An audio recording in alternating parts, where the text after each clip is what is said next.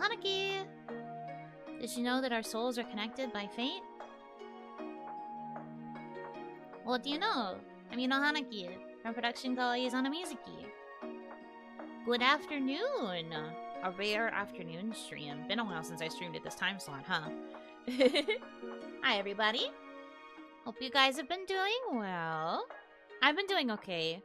I'm glad that I didn't stream Tuesday night because that headache was insane. It was not going away. But I rested as much as I could, and then I was a bit better on Wednesday, but I finally like really felt better today. So, yippee! That's a win.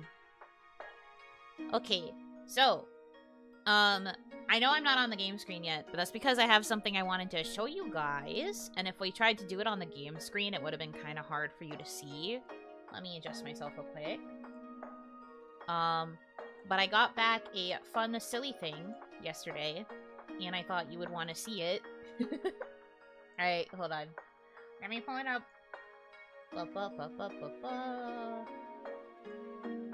Yeah, so, ironically, we were talking about, pensive and stuff, right? We were talking a little bit about, our emote situation.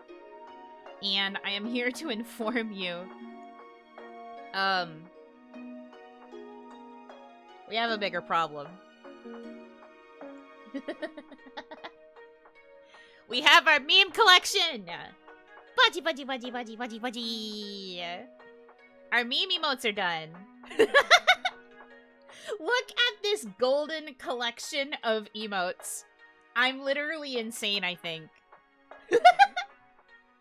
So, you guys, I asked a little while back, what sort of emotes you would want to see for, like, a more silly meme collection.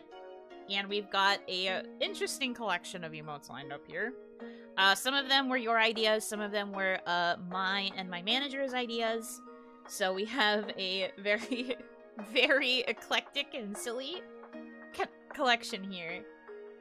We've got, me being the smug child in front of a fire. We've got Kermit sipping tea. We've got Yuno Man. We've got the Tupperware with the little Oni horns. We've got Ho.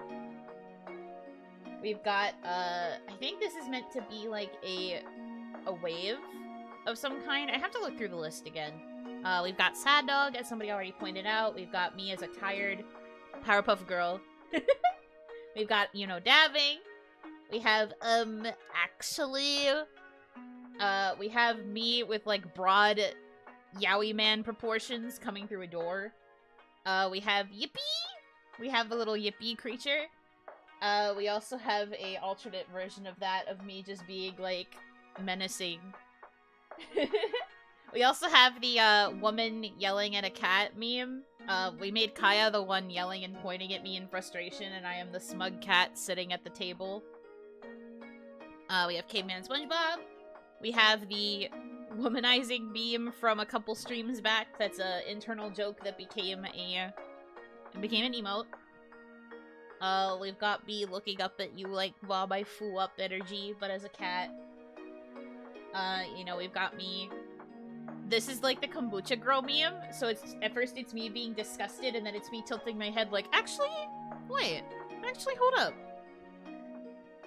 We've got me pointing at myself confidently, and yeah. So this is our collection of emotes. Once again, it was done by, the very lovely person who has always done my emotes, Ali-san. Ali Woldy. Thank you, Ali-san, for somehow figuring out what these emotes mean. Also, thank you to my manager for figuring out how to convey these emotes in Japanese, because Ali-san speaks Japanese. I have no idea if they even understood what half these memes even are, but they managed to deliver really, really well. When I got the draft a couple days ago, I was like, I literally have no notes. These are incredible. So these are just all as they are. I have all the individual files as well, so we have a pretty big problem on our hands in that we have 20 new emotes as promised from the Donathon stream, but as you know, we really don't have that many free slots, and by that I mean we have, like, no free slots. Yeah. I have no idea what we're gonna do here. How do you explain why you notice someone without sending them into a panic attack? You don't. That's the fun part. You just don't explain it at all. But we really don't have any slots. And I'm emotionally distraught over it because some of these emotes are just so good. They're so funny. Can someone give like 1 billion members right now? Thank you. For real. But yeah, so we have even more emotes that are gonna have to join the fight whenever we do our emote tournaments to figure out which ones take slots. But yeah, so that's kind of what we're working with here. I wanted to show you guys because they're pretty funny. I wouldn't be able to choose from these.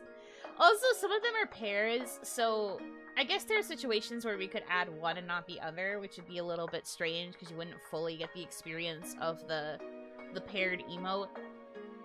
But there would have to be some sacrifices. There would have to be some sacrifices. I have no idea what to do. They're so funny looking. God. What a good problem to have, though. So many fun emotes that we don't know what to do with them. Sad Dog and Man are perfection. Yeah, they managed to recreate Sad Dog really well. If only Piro was here to see it.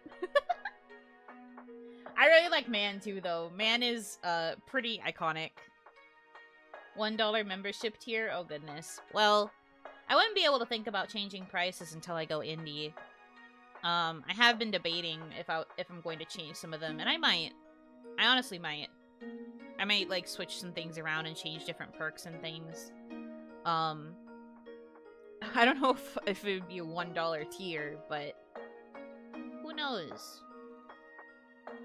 World's an oyster, you know? Weh.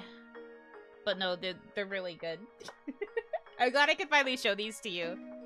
I got them literally, like, last night before, a meeting that I had, and I was just, like, sitting there, like, they don't know that I have very funny-looking emotes waiting in the wings. But yeah, so you have that to look forward to. In terms of other Dotathon rewards, there are 2 art commissions that we are working on that should be delivered within this month. I'm not sure when specifically, can't give you a clear date on that. But the intention is to have those both finished this month to clear off the remaining, like, content rewards. Or, well, not content rewards, but, like, non-stream rewards. I think everything that will be left after these 2 commissions are done is going to be streams and, like, the cooking Twitter thread that I still owe you guys.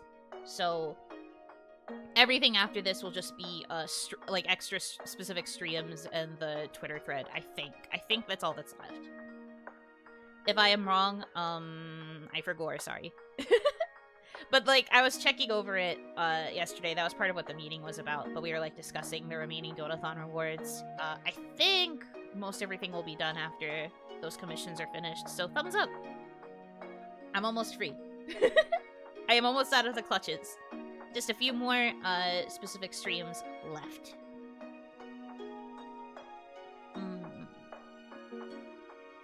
I hope you will look forward to that. I have been doing my best. I apologize that you've had to wait so long for some of these to be finished, but we're doing our best. The only thing missing is Yuno Pee-Pee. Honestly, I should have figured out what to do with, like, making a Pee-Pee. But that would have been difficult to convey in an emote, I think. It would have just looked like a Yuno Furby. I think it would have just looked like a Furby, and that would have not, fit what I was looking for. But maybe in the future I will get a Pee-Pee. Hopefully I will still be able to talk to Ali-san for future emotes. Because again, Ali-san's really been, like, knocking it out of the park with these emotes. It's crazy. Or hey, maybe I'll actually start using my Twitch account and I will add some of the emotes that we can't use on YouTube to Twitch, and then you would have to follow on Twitch and stuff to use them. We'll see. I'm still working on thinking. No, I'm thinking about what I'm going to be having to work on for my eventual indie quote-unquote re-debut. It won't really be a re-debut, it'll just be my first stream as an indie. So I'm trying to make sure I get all the ducks in the row for that. I do have to work to think. Honestly, real. Working on thinking. I'm sorry! I didn't know how to talk. It's over for me. I took a very early nap today so I could have energy for this stream, because normally I am napping during this time period. I'm awake now, which is great, but normally I'm napping during this time, and my brain is not used to having to be active during this hour of the day. So, I apologize if I'm going and if I don't make any sense. We ball, though. At least I am still capable of talking in general, right? Right. Anyways, I suppose without further ado, we can actually switch to, like, the game. Because that was all I needed to talk about here. Just a little check-in about the Donathon rewards. And we only have, like, a few specific streams left, I think, on my list, and then we should be all good. Because you already have your Oni Beats from Onigashima and stuff. Yippee! Good work, thank you! I mean, most of it, like, this stuff that I've been working on isn't so much on me as it is, like, coordinating it with artists. But we have the one artist, working on the 2 commissions that are owed. And then the rest of it's just going to be on me going forward. I appreciate management working with me to make sure that these particular rewards were met, though, because, otherwise I would have had to, like, ask for more money to fulfill rewards that should have been fulfilled months ago, and it would have been an endless cycle, you know? So I'm glad that these are going to be finished. Anyway, let me switch to the game screen.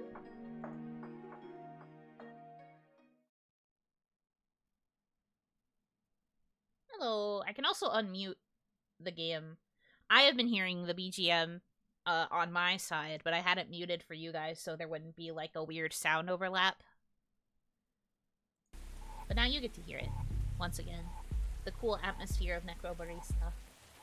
Okay. I don't remember which chapter we're on. So I don't know how many we have left. I know last time we played, it ended up being kind of...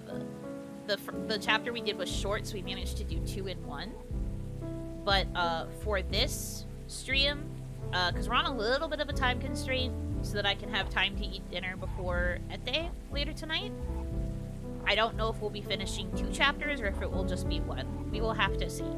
For those of you who have not been following the Necrobarista streams, because this used to be a morning stream series, Necrobarista is wow, I rolled my R a little bit there. Necrobarista is basically the story of a particular coffee shop that exists in between the living world and the dead.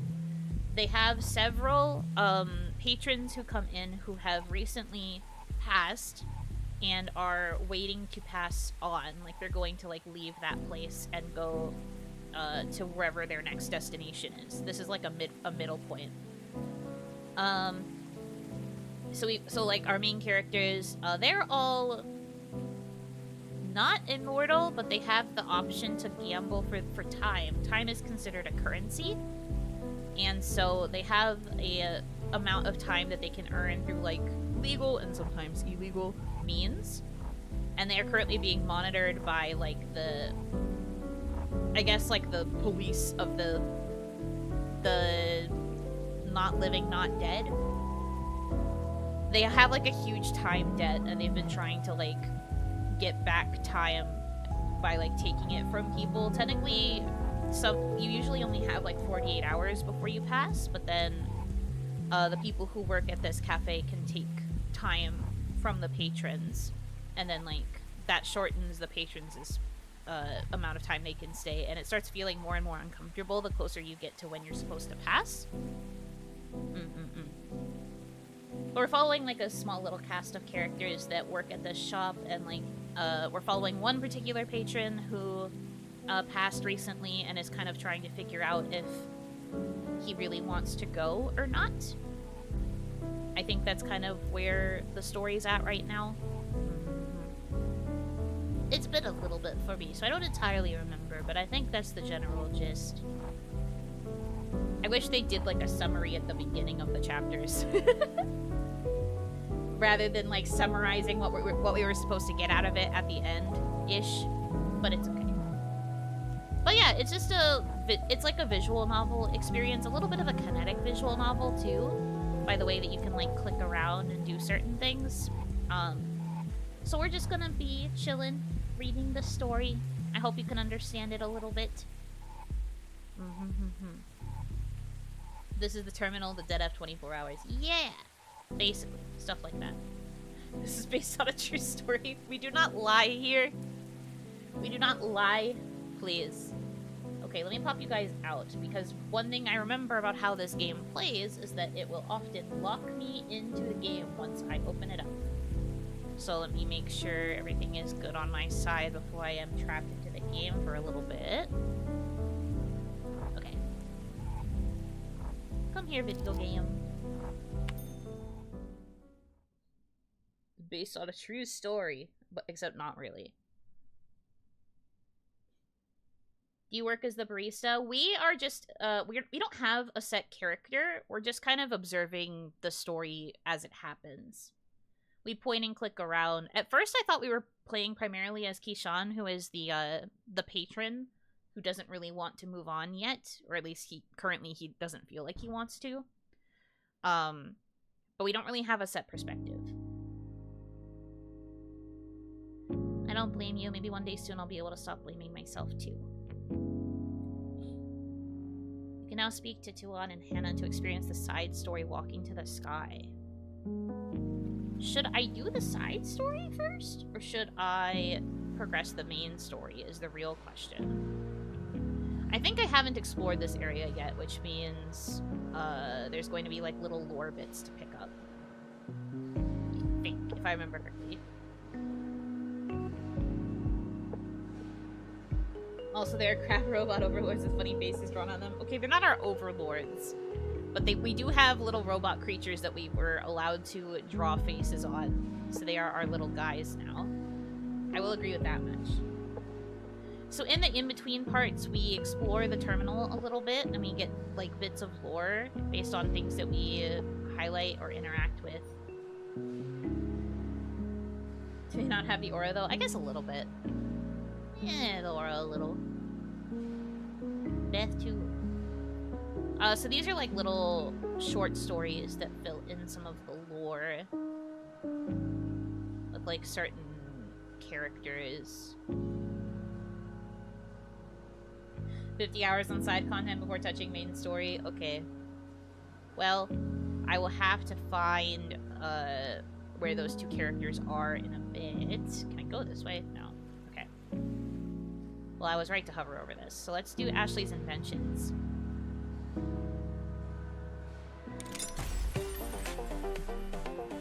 Her music is so funny. So Ashley is she's like a child in the situation. She's like 13, I think? 12 or 13. So she has a bit of a high voice. So I read her like a child. Be prepared. Ashley's original ideas. Do not steal. Kitchen assistant.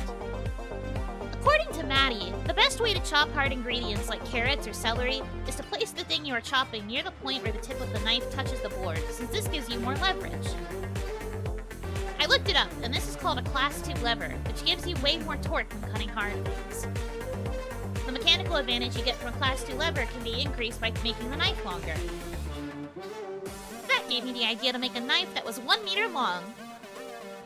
That would provide a much greater mechanical advantage than the knives Maddy uses, which are only 10 centimeters or 18 centimeters long. Maddy says that I'm not allowed to use any knives that are longer than 18 centimeters, and said something about a weeb katana, so that idea is a dead end. I didn't know what she meant by that, so I looked it up online and found some videos of guys using really long blades to cut things like water bottles. Apparently the key to cutting is force and speed. Since Maddy doesn't want any blades longer than 18 centimeters, that means getting more force from leverage is out. But I could compensate for this by just making the blades really, really fast. I created Kitchen Assistant version 1 that uses a shorter knife, but it's affixed to a wheel that turns at 290 RPM, even with the blade attached. The first time I turned it on, the blade wasn't completely secured and it flew off and embedded in the ceiling. To make sure this wouldn't happen again, for version 2, I welded the blade to the flywheel so that it won't come off. Ma'am. No mention of edge alignment, she's clearly learning from plebs. She learned from weebs. That would cut a lot more than the food in half. She's trying, okay? She's trying. Let her do her best. I think that Maddy will be really pleased with the result, because I only had to use a 10 centimeter blade, which is much smaller than the original blade size that she had a problem with. Also, when choosing which knife to weld onto the flywheel, I picked the knife that Maddy says is the best one. I think her personal bias will cause her to like my invention more because I built it using her favorite knife. Knife retriever. Kitchen Assistant V2 was a big success, but my testing of Kitchen Assistant V1 left the knife embedded in the ceiling, and I wasn't able to reach the knife by climbing on top of my stepladder. Well, yeah, you're literally a child. I should hope you wouldn't be able to reach it. I could probably reach it if I placed my stepladder on the countertop, but Maddy says that's dangerous, so I wanted to find a way to retrieve the knife without breaking that rule. I was thinking of making a giant magnet, but electromagnets require a lot of power, and the last time I tried to draw a lot of power from the outlet, it tripped the circuit breakers. And if you try taping the circuit breakers in place so they don't trip, things catch on fire and it's a lot harder to fix, especially since hiding that kind of thing from Maddy requires so much effort. I'm just picturing a knife on a flywheel and that has destroyed me. Hey, she's trying. She's trying to be innovative. You'd probably get some use out of this considering you're about as tall as Ashley. Oi! That is not true. I am taller than a child.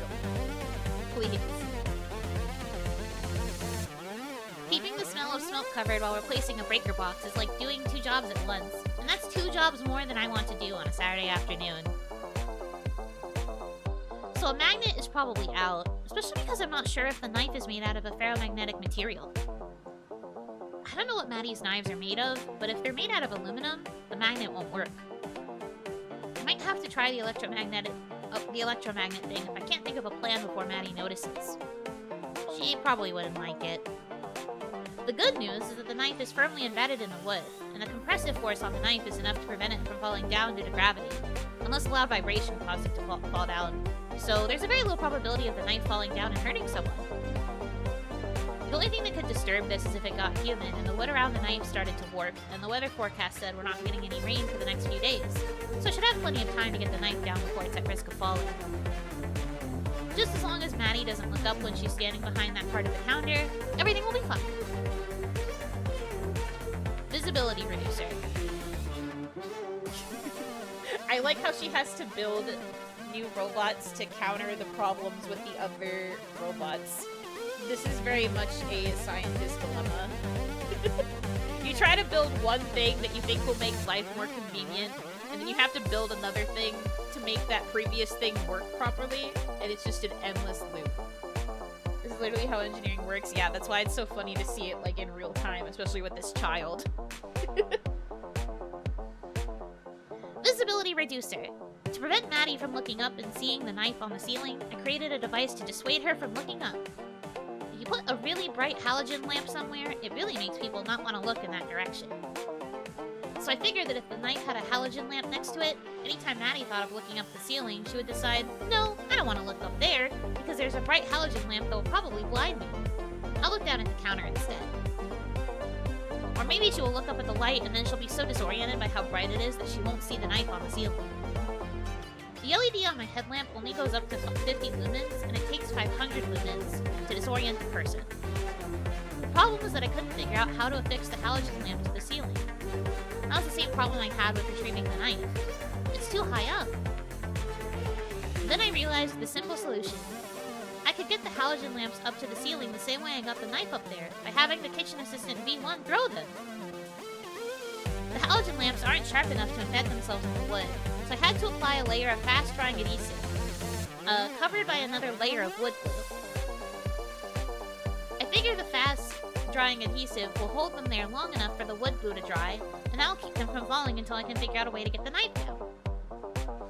My first attempt to use the kitchen assistant V1 to throw the halogen lamp at the ceiling did not go so well, since I let go at the wrong time and instead flung the lamp into the wall. It took me almost 5 minutes to clean up all of the big pieces. There were a lot of pieces that I didn't have time to pick up, but they were small, so Maddy probably won't notice them. And if Chay notices them, he'll probably clean them up without saying anything. The second attempt, I got the kitchen assistant V1 to throw at the ceiling, but its velocity was too high, and when the bulb hit the ceiling, it shattered instead of sticking. I tried lowering the RPM of the kitchen assistant V2, but after my 5th attempt, I realized I was out of halogen bulbs. I wonder if I can recycle the broken pieces for anything. Lamp bulbs seem like they would be very hard to reconstruct. She is so silly. Okay, I think that's it for this. She really did her best. Truly engineered. Girl. She is on one for real. This baby. Okay, so we have perfectionist, and then there was also this thing had a story to it as well. And then I think we can start moving upwards. Okay. What a bright future she has. She is a baby, for sure. I love her. Okay. We are on to Maddy's perspective. Maddy studied the gentleman at the counter as he raised his glass appraisingly. Her eyes narrowed on the drink in his hand as he took a sip. There was something in the way the man carried himself that irritated Maddy. She was irritated, not mad. Nothing he had done was rude or otherwise improper. If anything, the thing that bothered her was the fact that he seemed too proper. The way his hand rested on the counter felt very deliberate. There was nothing lazy about the way he sat, perfectly upright, or what he did with his hands. One on the glass, the other resting deliberately on the brim of the top hat he had placed on the counter when he walked in. "No," he said. "I'm afraid that's not it." He set the glass down. "Was that better or worse than the previous one?" said Maddy. "Closer, I think," said the man. "But it's hard to tell. You just know it when you taste it, you know?" "Yeah," said Maddy. "I know." She picked up the whiskey bottle and began pouring another drink, this time 7 parts whiskey to 4 parts water. Whoa. Okay. She was using the glasses that she'd discreetly marked with measuring points, and she was confident she was pouring to within a centiliter of precision.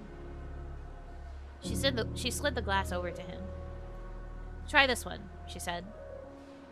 "That's still not it," said the man. "It's a fine drink, though. I'll gladly finish it." "Let me try one more time," said Maddy. "I assure you, this is a fine drink," said the gentleman. "What I experienced in London was, I'm sure, a once-in-a-lifetime experience. It would be completely unreasonable for me to expect you to replicate it here. A good enough drink is perfectly good enough." Something in the way he said good enough made her even less willing to give up the fight. She grabbed the whiskey bottle and was about to begin pouring again when she felt a tap on her shoulder. Chay. I hate how sometimes when I click it doesn't register. I'm clicking to continue the story. Please, video game. "Can I have a word with you?" said Chay. "Shoot." "In back," said Chay. Maddy followed Chay into the kitchen. "You've got to stop trying to make the perfect water mix," said Chay. "You're not cracking some code here. What that guy considers the perfect whiskey is not going to be some perfect formula that will work for everyone from here until the end of eternity.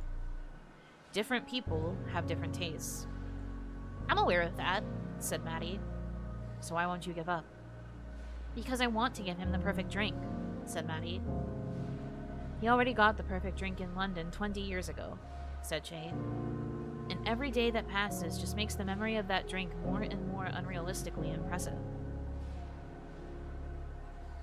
I know, said Maddy. That's why I have to make the perfect drink. I don't understand, said Chay. Chay, that perfect drink in London 20 years ago, the one that he still remembers to this day as the best drink of his life, people are supposed to have memories like that about this place. This is where it's all supposed to come together. And that's why you can't back down? I can back down, but I'll find it very hard to forgive myself if I do, said Maddy. Can I tell you a story? Said Chay. Is the story going to suck? You won't know until I tell it. Sounds like a good reason not to tell it then, said Maddy, crossing her arms. I used to be a logger, said Chay. You worked with lumber? You never told me. I did tell you that I worked a lot of odd jobs, said Chay.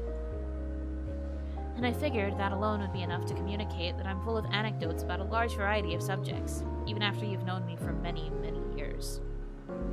I've lived a lot longer than I've known you, so it's not like I could convey everything I've ever experienced in the time I've known you. Au contraire, said Maddy. Conversation allows you to compress experiences. You could compress an entire day into an answer to the question, so, what did you do today? You're right, said Chay. But I don't like reducing big experiences to short, pithy statements about what I've done. I already feel dirty about just saying I used to be a logger, because there's so much more to that experience than the job title. And I'd like to tell you more about being a logger, if you'll let me. Alright, said Maddy. Tell me about being a logger. You're so cute. I was a logger for 2 weeks back in... Wait, 2 weeks? You were a logger for 2 weeks? It sounds to me like you were a non-logger who engaged in logging activity for 2 weeks. Logger is a title. You have to earn that shit. Alright, said Chay. Point is, I learned a thing or two about logging. A thing or two, and probably not much else if it was only 2 weeks. You're right, said Chay. Luckily, I only need to tell you one thing. Oh boy, said Maddy. I can hardly wait. What's the one worthwhile thing you learned about logging during those 2 weeks? When you're cutting away at a tree, you actually have to cut away a lot of wood in order to weaken it enough to fell it, said Chay. That is, you're not merely cutting a gap in the tree. You're actually removing part of the tree to weaken it. Yeah, I kind of figured, said Maddy. That's why partially cut trees have a notch in them.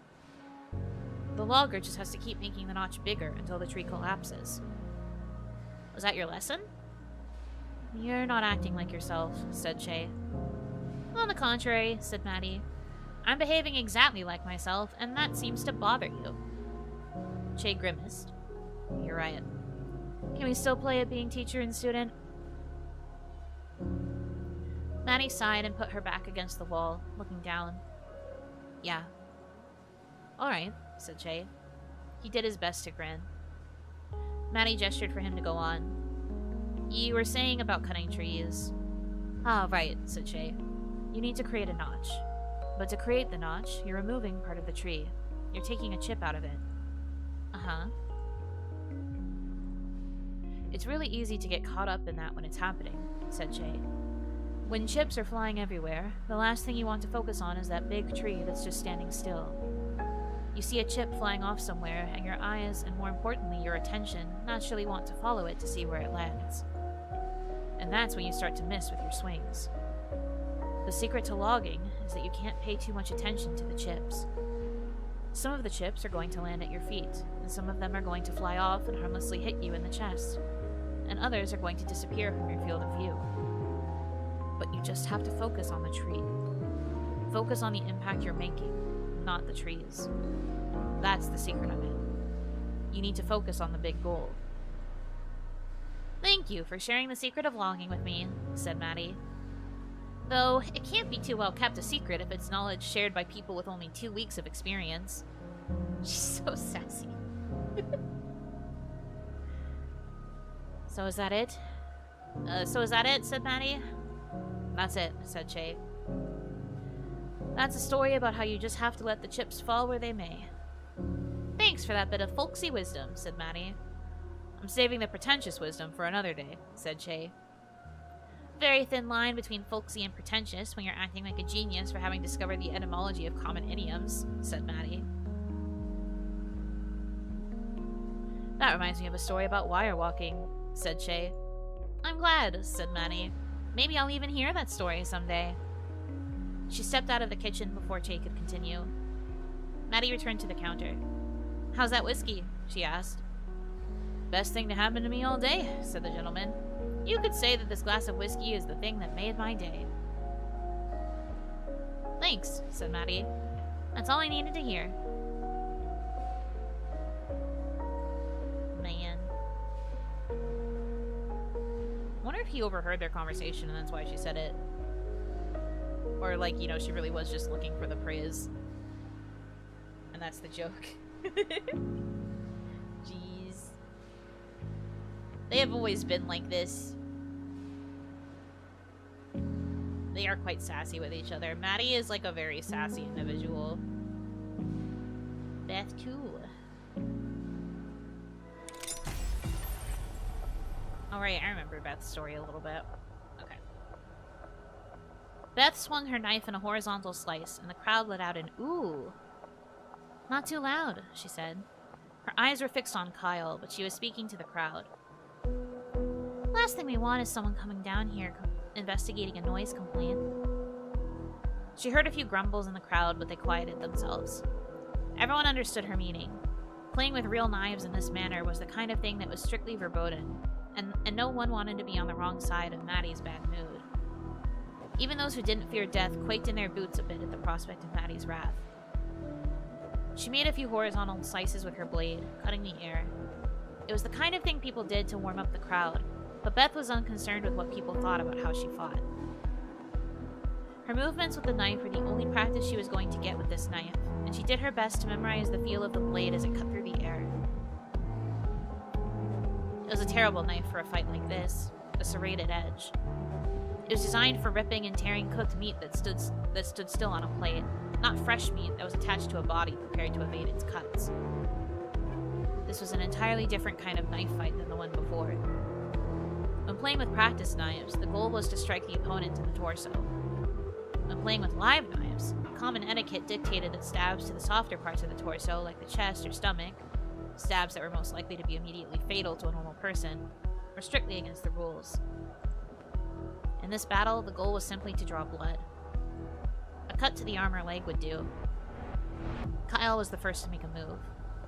He tried to feint to the right before hopping back to his left foot and swinging at her, but he made such an obvious show of telegraphing the attack that Beth had stepped out of his way well before his attack came. Kyle grinned. I guess I'm not going to outsmart you. Beth kept her steely gaze trained on Kyle's right hand, the one that held the knife. Well, he said, I guess I'll just have to outspeed you. This time he stabbed straight forward with a thrust of his arm. It was the first time he had made an attack without fully committing to it by moving his feet. Beth had been afraid that he might try this. Kyle was nearly half a meter taller than her, and he had finally figured out that his longer arms gave him a tremendous advantage against Beth and her shorter reach. The stab was directed at her shoulder, and she managed to duck out of the way fast enough, but there was no time for her to offer a counterswing before Kyle pulled back and stabbed again, this time attempting to strike at her where her arm had been had she not moved just a moment sooner.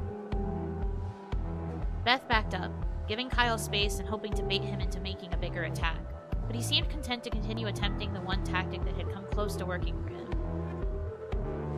As she stepped back, he stepped forward, and only after planting both feet did he go for another stab. There was nothing Beth could do but step back, giving him even more space to maneuver, all the while becoming increasingly aware of how close her back was coming to the wall behind her.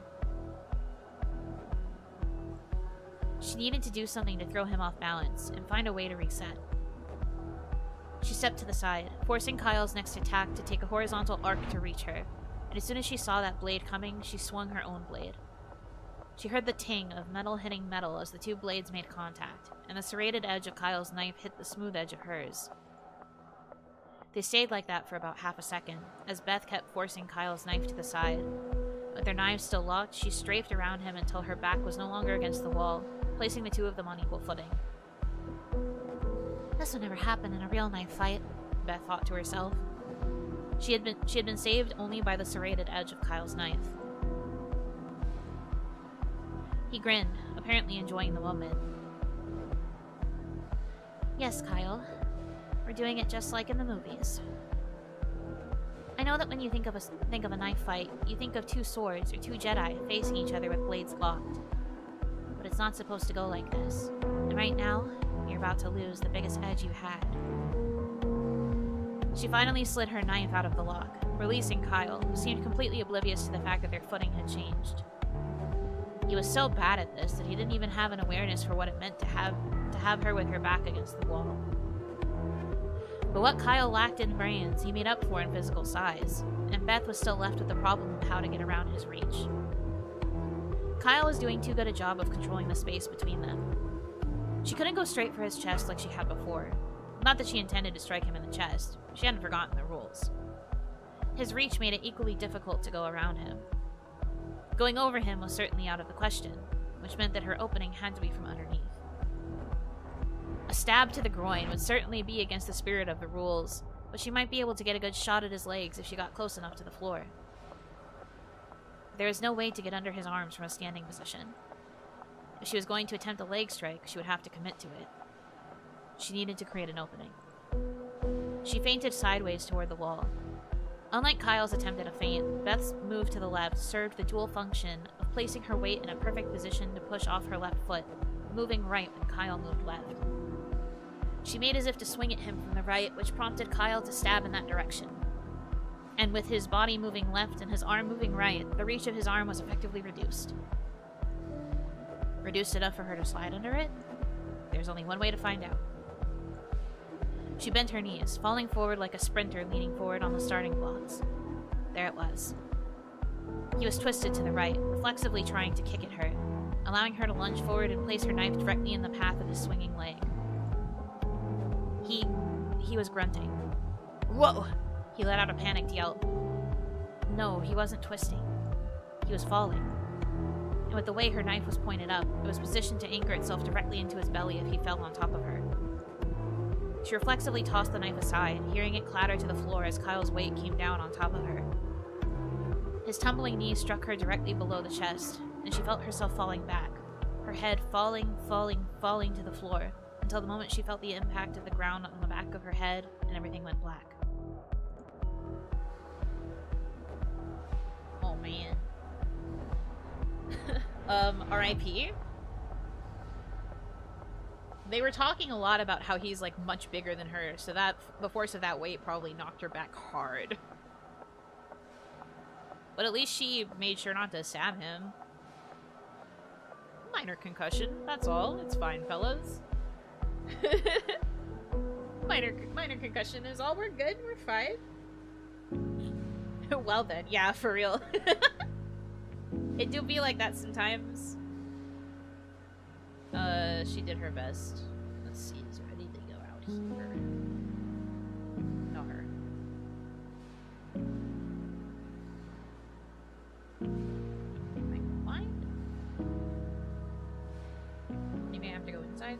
Oh no, I can read that. Teen transient, okay. Yeah, I might have to go like inside. And it looks like the two characters I would need to talk to for the side story are up there. So probably gonna do that after I read this part. I think. Okay, one sec. Water sipping time. Might need to go refill my water bottle too. Whoa.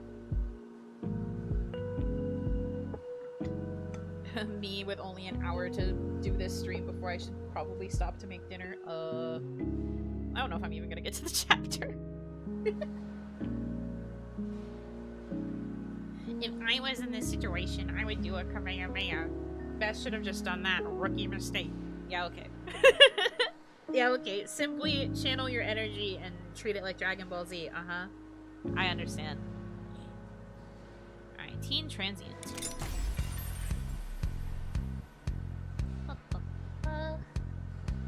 A teenage boy approached the counter. Shoulders slumped forward, head down, eyes on the ground up until the moment he looked up to order a drink. He was old enough that he could have passed for a young adult with a better presentation, but the posture coupled with the oversized backpack he was wearing were a dead giveaway. Irrespective of his age, he was still just a kid. Let it be known, if you wear backpacks, you will be perceived as a child, apparently. Can I get a Coke? An order befitting of a kid. Yeah, I think we can manage that, said Maddy. Think fast, said Chay. Maddy turned around just in time to see an aluminum can hurtling toward her. She almost caught it. The can rolled back toward Chay, who scooped it off the floor. He hesitated a moment before setting it on the counter. No ice, right? Said Chay. The boy nodded. No. Or, yeah. Yes to no ice. Chay cracked open the can and poured it into a waiting glass, which he then slid down the counter, pushing it gently enough that it came to a rest in front of the teenage boy. The boy grabbed the glass. Thanks, he said. He glanced around the room. If you're looking for a place to sit, there should be plenty of seats upstairs. The boy nodded and headed for the stairs, drink in hand. Plenty of seats down here, too, said Maddy, turning to Chay. Yeah, said Chay, but I think upstairs is more Tuan's pace. What did you just call him? Tuan, said Chay. People have names, you know. That's the problem with having regulars, said Maddy. People expect you to remember their names. Though, now that I think about it, Tuan probably wouldn't mind finding out that you don't know his name. Can't have your name on Maddy's shit list if she doesn't know it. Should he be on my shit list? Said Maddy. Nah, he's harmless, said Chay. Maybe a bit susceptible to peer pressure, but I think that's why he comes here. To meet with peers? To meet people who aren't his peers, said Chay. How many glum teenagers do you see around here? Too many, said Maddy. Maybe not enough, said Chay. Please tell me you don't actually mean that, said Maddy. Teenagers have the highest noise-to-spending ratio of any demographic. Not the glum ones, said Chay. And if I were a glum teenager, trying to find my place in the world and trying to carve out an identity for myself, I could imagine a worse place to do it than right here. Teenagers can go be glum somewhere else, said Maddy. Whatever happened to proper teenage delinquency? Be careful what you wish for, said Chay. We've been mercifully delinquent-free for quite a while now. Proper teen delinquents don't loiter in coffee shops, said Maddy. They set things on fire, spray paint alleyways, and stay out past curfew. Does the city have a curfew for minors? It should, said Maddy. Teens need to be able to break rules, and all the better if committing acts of vandalism at 11 p.m. gives them a 2-for-1. Maybe they should avoid delinquency and just stick to general mischief, said Chay. Oh no, said Maddy. We already have plenty of mischief around here ever since Ashley set up shop. Got it, said Chay. Next time I see Tuan, I'll tell him he needs to be committing more crimes. What'll you do if he actually takes your advice? He won't, said Chay. Peer pressure only works if it's from a peer.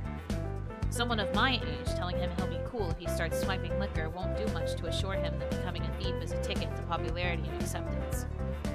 So find another teenager to tell him. I'll keep my eye out, said Chay. What did they even mean by that?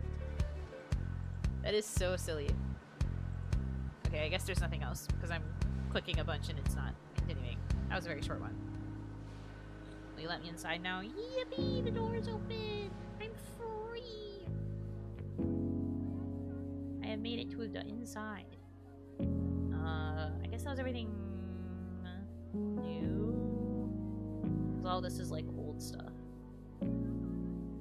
What is this conversation? She's trying to get rid of the teenagers. Maddy is a very sassy individual. Is this game a sort of digital book with cool backgrounds? I've been calling it kind of like a kinetic visual novel. The stuff we're reading right now is like bonus lore content. There are actual like in-game chapters that are more like visual novel-esque kind of kinetic experiences. Because they slightly move, they're like a little bit animated and stuff. But we're not in one of the proper chapters. This is like a transition period between chapters. This is Maddy, by the way, for those of you who don't know what she looks like. We have to come over here if we're ready to continue the main story. This is Maddy. This guy over here is Kishan. Oh, he's so grumpy. Why are you so mad? This is Ashley. This is our little gremlin creature. And then, we can probably find Chay. I would assume Chay is, like, upstairs. Probably. Yeah, Angie. He's frowning. Why he mad? I don't remember him looking that mad before.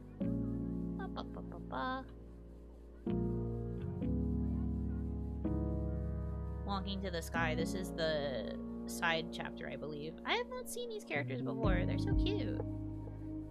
I'm guessing that's Tuan, and then the other character is the peer, I guess. Do you make narrative choices, or is this game a rail ride? Rail ride. I haven't really had to make any choices. Delicate operation. I think I've read this. I probably have, because I know I read about billiards. Yeah, I probably read that. The writing is really good from what I've been seeing so far. Really nice. Yeah, it's super good. I really like it. Okay. Maddy's inbox. I think I read that too.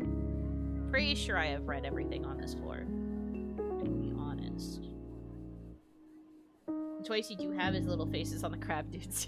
Yeah. If I go down to where Maddy is, or not Maddy, to where Ashley is, I can customize what the little robot friends look like. I can give them little faces. I can make them my buddies. I wish it was easier to tell what I've read already, because I'm starting to be like, oh crap, what if I've missed something?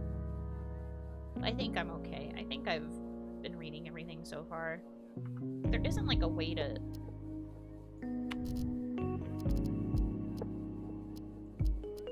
Okay, some of these are still locked, but like, that's because I assume they are things that don't come until later. I think I have caught up with everything. I guess, I'm going to assume I have. I don't know. Hope it inspires you to write more. It does, it does. I really like the writing in this game. It's fun. That's why I feel bad I haven't been able to keep up with it for a little while. I first learned about this game when I went to PAX and the devs had like 3 laptops with the first chapter. From then I knew we stand Necrobarista. They worked very hard on this. I do think that it's like a really kind of like innovative game for sure. Okay. We will explore the side story and then we will continue to the main chapter. Yeah. When it comes to games like this with exploration and such, I feel it's experienced best when you don't experience everything it has to offer. Now see, I am a lore hunter, and I love finding all of the lore and the flavor text in things, so I can't fully agree, but I do get where you're coming from.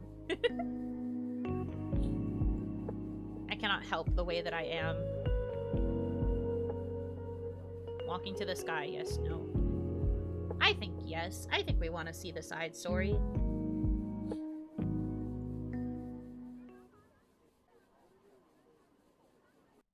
They call her the lore seeker. She seeks the lore.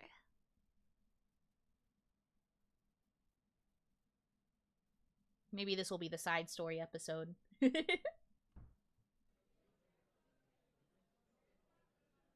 See, this is what like the regular stories kind of look like. We have a little bit of a cinematic feel. I can move my mouse around and things slightly move a bit with each motion. And then when I click, it changes angle to whatever they want me to see next. So that's why I say it feels a little bit kinetic. Like there's a lot of motion involved, which is fun.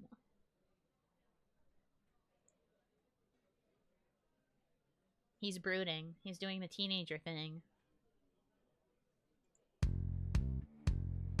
Oh. Uh-oh, there's a friend at his feet. Hey, little guy. Wanna play? Fetch.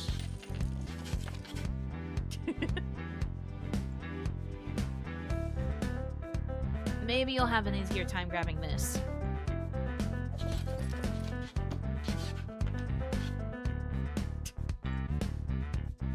seeing him. What else do we have here? He ran his hand along the shelf and found another object to throw.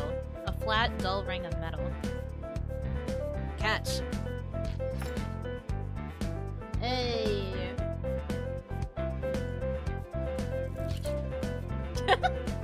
The synchronized bow. They're so silly. The bot took its prize and left. Is that a spider with a tube on it? It's a little robot friend, yes. Oh, hey. She quickly broke her eye contact, and her eyes started scanning the floor as if she was looking for something. Tuan, not wanting to bother the girl, turned back to the shelf. She'd clearly come upstairs looking for something, and it wasn't a conversation with him. Still, she seemed kind of interesting, and he kind of wanted to talk to her. But, again, she wasn't taking the initiative, so neither was he. Her attention was directed towards the floor, not him. So he was surprised to hear her voice again.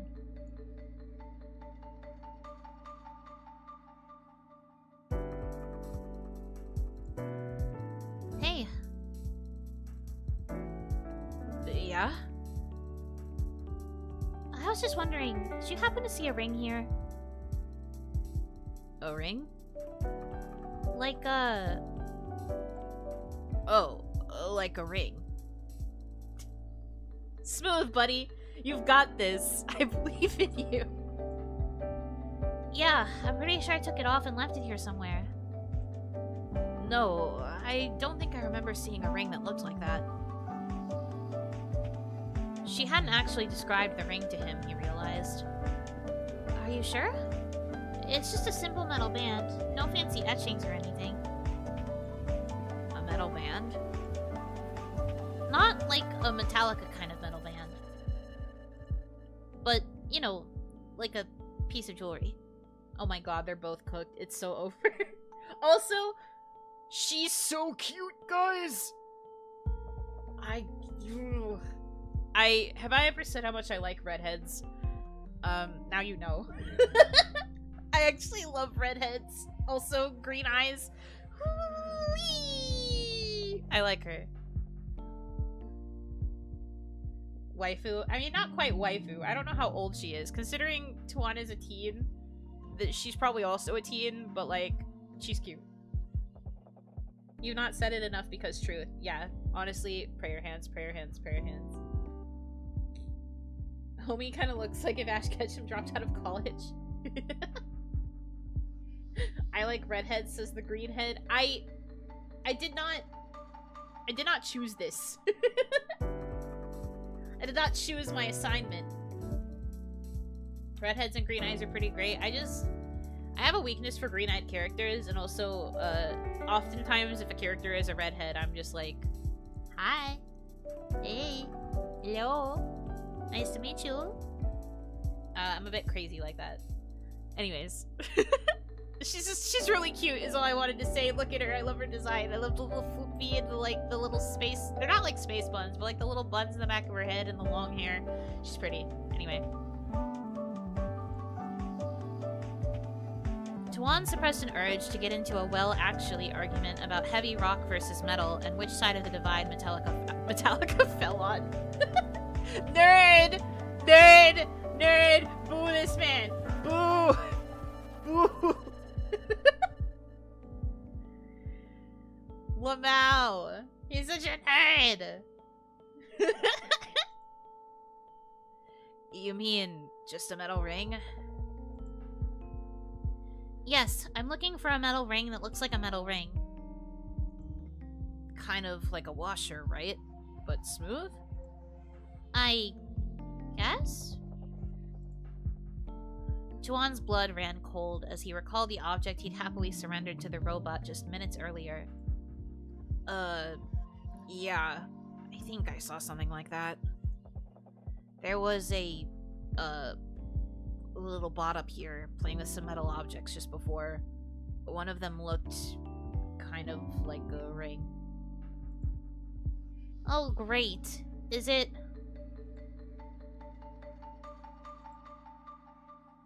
Oh, you don't need to.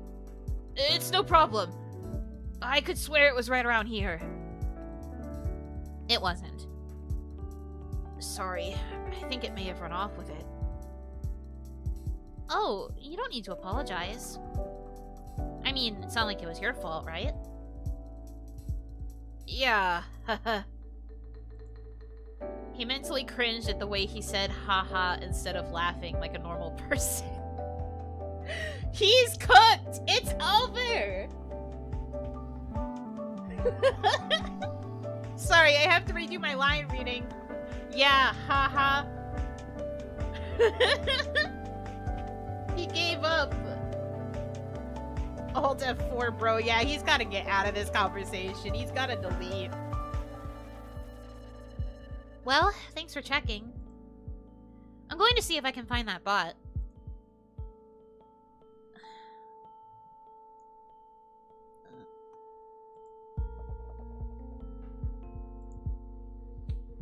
It's me.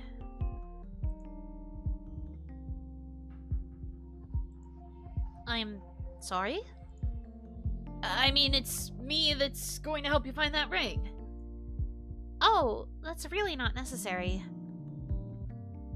Tuan couldn't tell whether she simply didn't want to impose or whether she really thought she didn't need his help.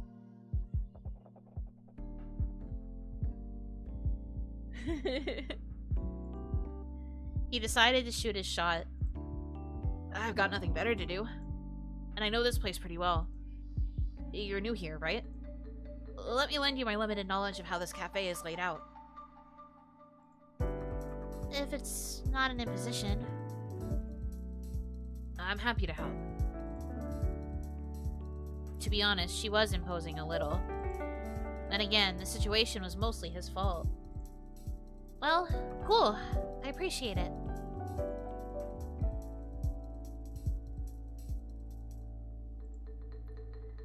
I don't think I got your name, by the way. I'm Tuan. I'm Hannah. They're so cute. They're so cute, bro. They're so cute. He's kind of cooking. He's getting there. He got her name. That's a step in the right direction. He's recovering. He's got it. Maybe he is cooking. Also, good morning, Hanaki. Welcome, welcome.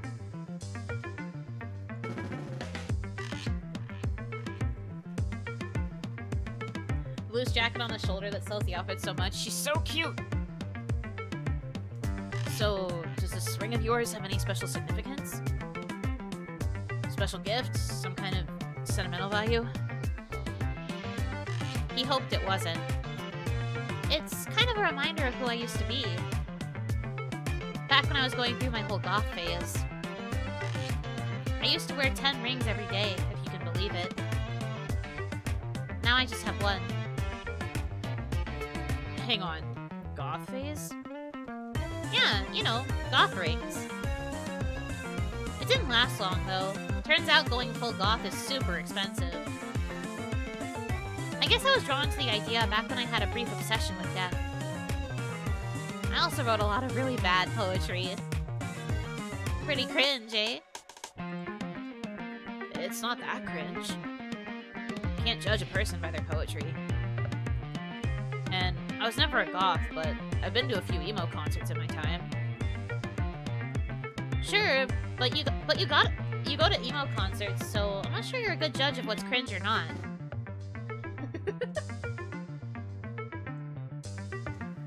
I mean, the lion's share of bad poetry is definitely written by teenagers. Speaking from experience, eh? You got any old Tumblr blogs I can look up? I bet you reblogged some real deep MCR gift sets. Don't worry, I'm not actually going to try and find it. You've got plenty of chances to embarrass yourself in real life. Oh my god, she's roasting him! She is putting him on an open fire! Whoa!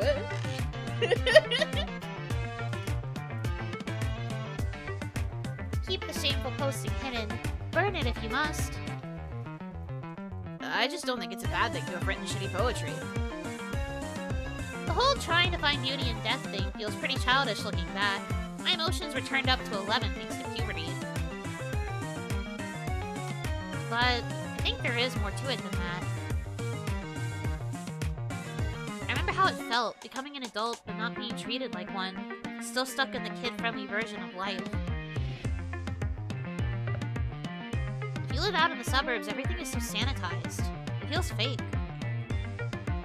And teens run in the opposite direction of what's fake.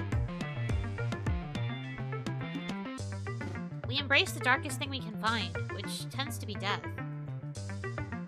I guess as teenagers, we don't usually have to confront death. Tuan kept his voice low, out of respect for the other patrons. He knew enough about the cafe to understand that not everyone was here to have deep conversations about death. Yeah, true. Some people are literally there as their, like, last living moments. Maybe not most. I guess you could say I'm an exception.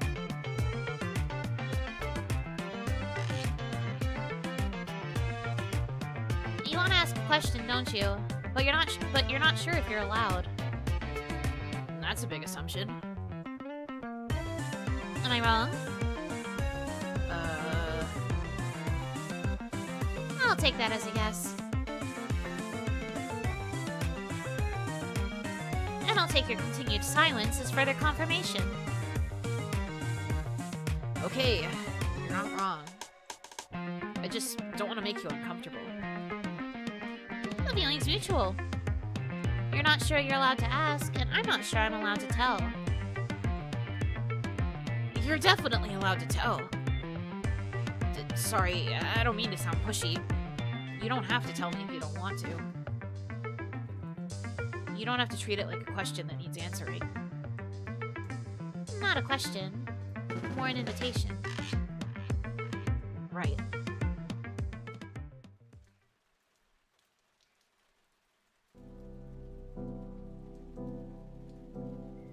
My mom was diagnosed with leukemia when I was 13. My father, typically, vanished as soon as he found out. I spent the next year dealing with crippling abandonment issues, not to mention the constant dread.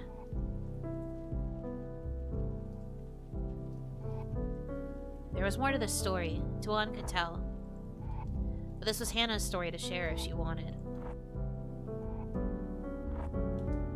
That went to 100 real quick. Yeah, they were making fun of Tumblr blogs like 4 minutes ago. What happened? How'd we get here? Thank you for showing me how pretty her eyes are, up close and personal. Hehe. That's heavy. Thanks for trusting me. Thanks for trusting me with it. It was a dark time. But that stuff's all buried deep in the past now. Never to be seen by anyone else ever again. Unless you count my old Tumblr, which I forgot the password to, so I guess that'll be out there forever. A monument to my shame. I think you can send a takedown request. The site has to honor it. They send a message to the blog, and if it doesn't respond, away it goes. I wasn't really looking for a solution to that problem. But your advice sounds pretty useful, actually. I might give it a shot. I'm really good at offering unsolicited assistance. For example, one time this girl came to me looking for a missing ring, and I told her I'd help her find it. Wow, cool. I hope the story ends with you actually helping her find it.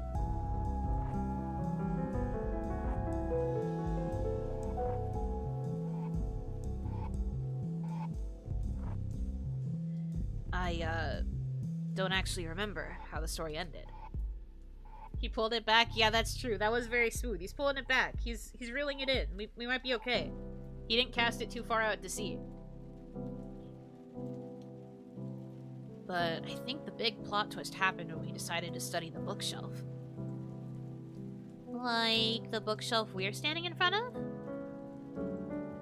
Just so.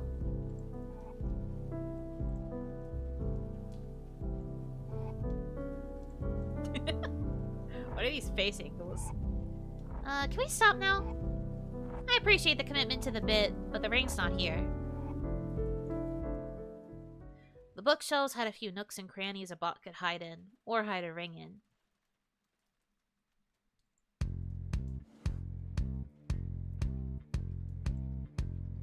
Are you sure it's okay to move stuff around like that? It'll be fine, as long as you don't sneeze. Is it really that fragile? Oh yes. The shoebox ROG is not a plane known for its sturdiness. I'm sorry, I'm not sure I caught that. What's this thing called? The shoebox ROG, short for rise off ground. It's classic, capable of self-sustained indoor flight for up to 40 seconds. Don't tell me you know every model on these shelves. Nope, just the balsa wood airplanes.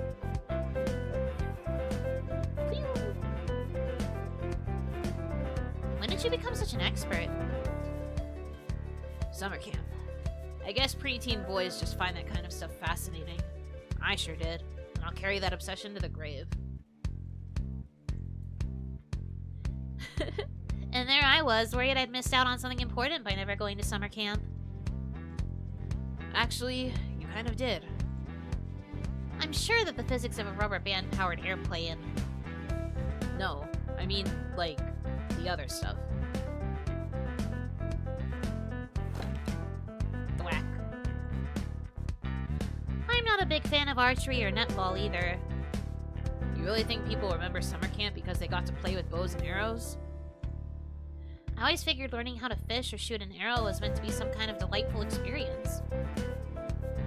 Sadly, it's something I never got to enjoy. The bows and arrows are probably the least interesting part of the archery station. The fun part is going to the archery station during your free time and running into a friend and saying, "Hey, I haven't seen you since breakfast." Breakfast is a really important part of the summer camp experience, huh? Well, yeah, it kind of is. We're all sharing breakfast at the same time in the same hall. You get to see everyone. To think, I could have been inviting my friends to breakfast this whole time. If only we'd arranged to meet at an archery station. The arranging is the part that misses the magic. It's, you know, serendipity. That's the good bit. Okay, rest well. Get some good sleep, and good luck with work later. Right, so you go to summer camp to have serendipitous encounters with your friends? No, I didn't know anyone the first time I went. Then how did you serendipitously encounter all of these friends? You kinda just make friends while you're there. Sounds like hard work, starting from square one.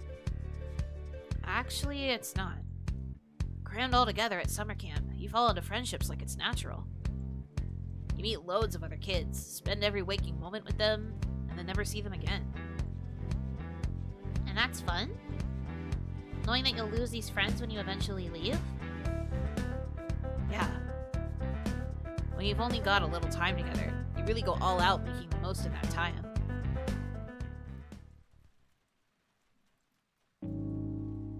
Anyway, doesn't look like the ring's here either. Good news is, there's still plenty more ground to cover. And that's good news? I prefer it if our search radius were a bit smaller. It would be worse if we didn't have more places to look, right? If it's not here, no need to keep digging around.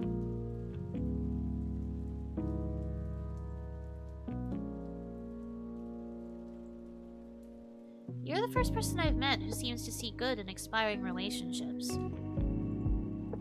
I think part of me is afraid that all of mine are temporary.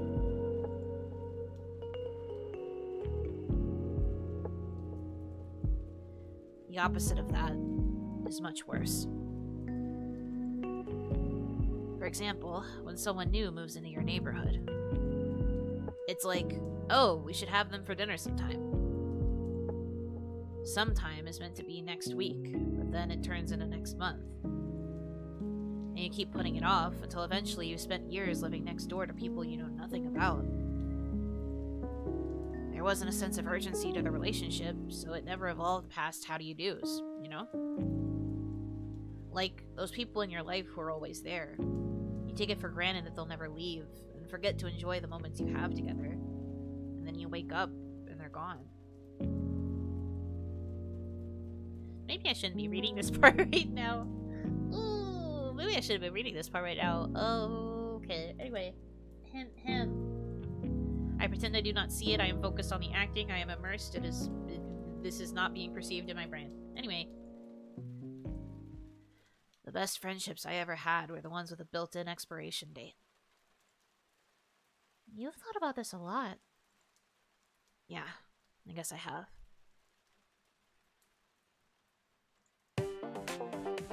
Is that why you enjoyed going to emo concerts?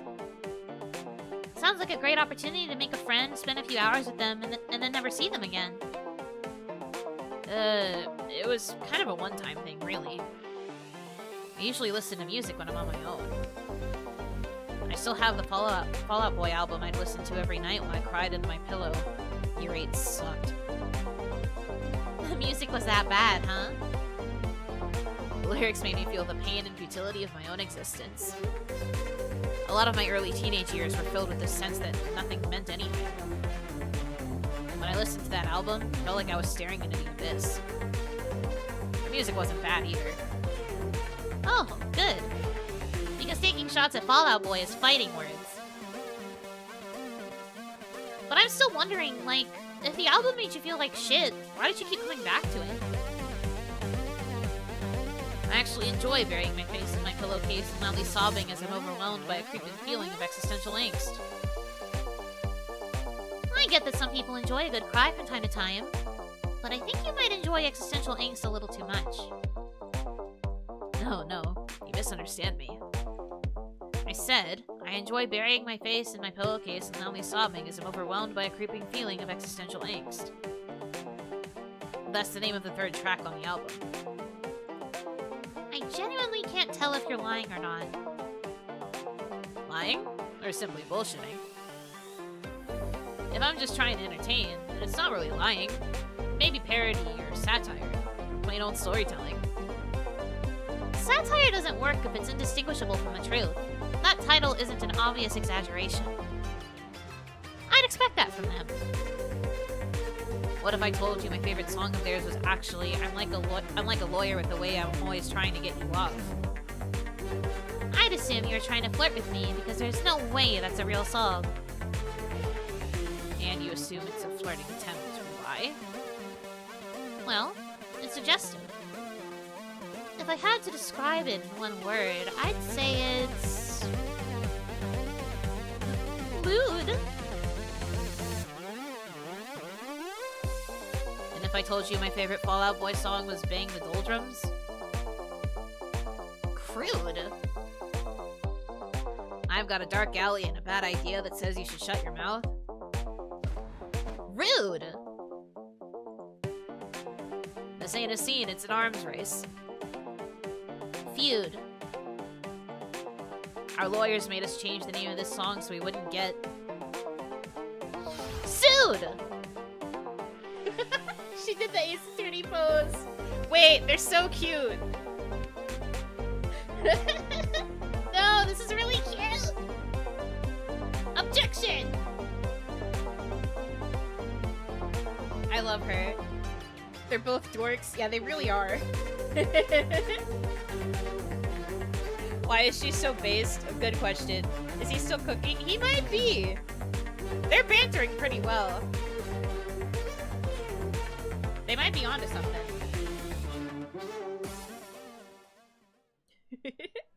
Oh man, they've been looking for a long time if it's hitting sunset. Well, that's all there is to see of the mezzanine. No ring, no bot, so... I'm sorry I couldn't be more helpful.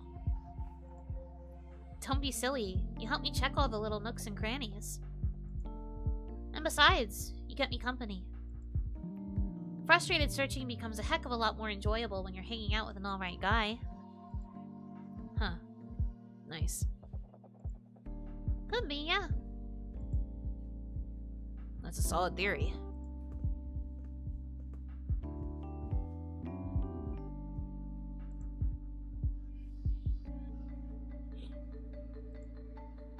You gonna come with, or are we done looking for now? What if we... and hear me out here. What if we did not do that, and just looked from up here instead? I've done enough walking for now. You want to sit down? Nah, sitting's overrated. I'm really into leaning against things. It's the new hip thing. You're terrible. Yeah. This place is pretty cool. It's alright.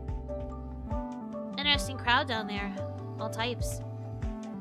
Which of course means we've got that one guy sporting the blazer hoodie combo. Like, hey, look at me. I'm so cool, but also super chill. Wow, you're one of those guys, huh? Oh, I'm sorry. Did I just dunk on your fashion paramour? Nah, those kinds of guys can be real douchebags. But what if he wasn't? He wouldn't be wearing the blazer hoodie combo? Oh no, the blazer hoodie combo is something he has a deep sentimental attachment to. His father left when he was young, leaving him only his grandfather to look up to as a father figure. When his grandfather tragically passed, Blazer Hoodie's older brother took that place. He loved his older brother, who ran track and was the coolest jock in town. The blazer was all he had left of his grandfather, and the hoodie was his brother's last gift before heading interstate for uni. But his brother was killed in a sudden car compactor accident that winter, and he never came home from uni. So whenever our boy finds himself feeling lonely, he puts on his grandpa's blazer and his brother's hoodie, and he goes out to drink to their memory. Have you been waiting to use that this whole time? Nah, I just like to think about people's inner lives. It's what I do on the tram. When everyone else is buried in their phones, I'm people watching. Damn. The only way I can get myself out of the house is by telling myself nobody's watching, nobody cares, they're all in their own little worlds. And you have ruined my day, you brigand. I'll never walk free again. They don't see you. They see whatever they want to project onto you. That guy down there? Maybe he is just a douchebag. All we have are our theories.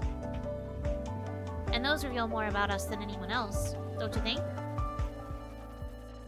I have never thought a day in my life, and I don't intend on starting now. Clearly. Look, it's easy to play on stereotypes, saying that guy dresses like a wanker. But where's the fun in that? People aren't always what they seem. I like coming up with dark and macabre backstories. Just the worst stuff. Darker than the one you just told? Yeah, but don't worry about it. Come on, you wanna. No, I'm not going to. Sorry, it's one of my rules. Some people find healing in sharing dark thoughts. But I don't think I'm great at gauging what's good for me when sharing. We're in Britain? No, Australia. This game is Aussie.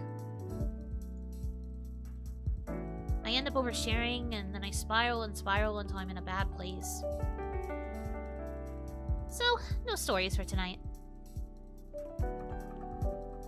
Are you wondering if you're allowed to tell? Because I think we're at the point where you shouldn't have to wait for me to ask. My role isn't to protect the audience. It's to protect me. And, buddy, we're still at the point where there are still questions I'm not gonna answer.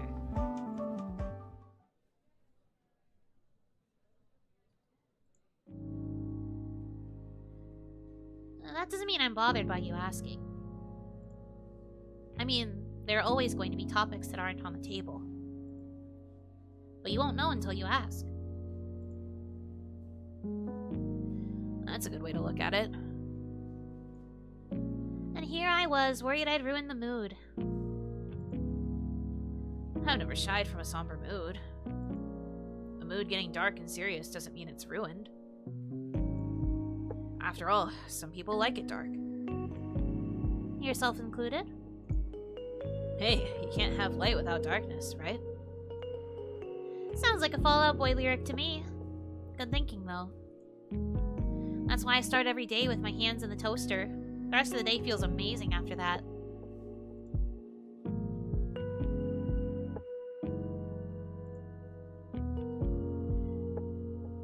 I can't tell who's talking here. I'm gonna assume maybe it's him, because it's next to him, but let's see. I grew up north of Brisbane. Do you know what the weather is like there? Nope, but I do know that I like talking about the weather to get away from unpleasant topics.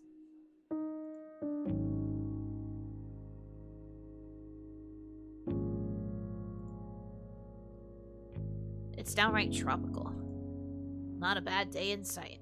Good weather all year round. Stormy days don't exist for the purposes of this conversation. But some days it'd be bloody gorgeous out, and I'd go for a walk and see nobody out. Just a total ghost town. Sounds like a lame place to live. Yeah, kinda. Thing is, without bad weather, there are no good days. Every day is the same. It's boring. But here in Melbourne, nobody squanders a good day. After winter, we're clawing at the walls for a hint of sunshine.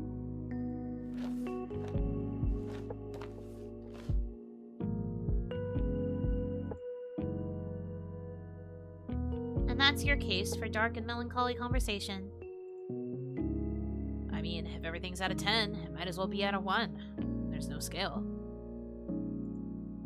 I think I'd be perfectly fine if I only ever saw the happy parts.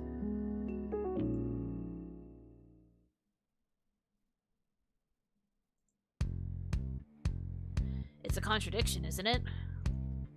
The people most obsessed with finding happiness always seem to be the most unhappy. Well, duh. They're so obsessed with pursuing happiness because they themselves don't have it. The opposite of happy isn't sad. I think it's emptiness, or a general lack of feeling. You know, comfortably numb. Like, clinical depression isn't just about being miserable all the time. You're not in a constant state of sadness, more like a constant state of nothing.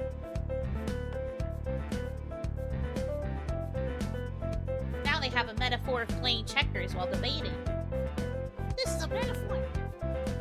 We got the persona mood, we really do. Speaking from experience? That's a personal question. And I was hoping for a personal answer.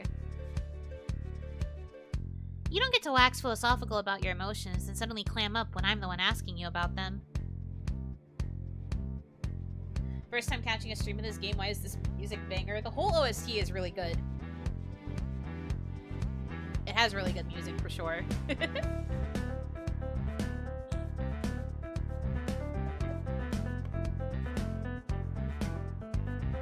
A medical condition goes a little beyond the realm of talking about emotions. Let's just say that I'm no longer medicated for clinical depression. No longer, as in you were at one point. Yes, that was my extremely subtle implication. Great. Let's dance around the subject. I love that. Why make it easy?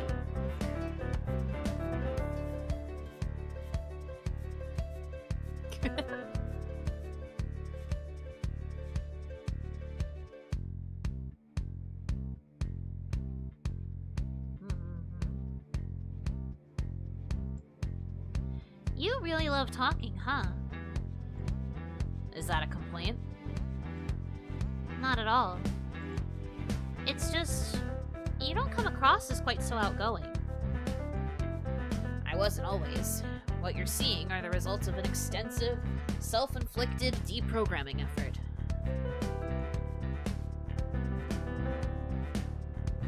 That's funny. I guess I can kind of see it, but I didn't want to assume, given that you're... It's okay. You can say Asian. If you're trying to deduce my childhood based on stereotypes of second-generation Asian kids, you're not far off. Growing up in a household where being well-behaved was synonymous with being quiet and out of the way, you tend to end up pretty meek.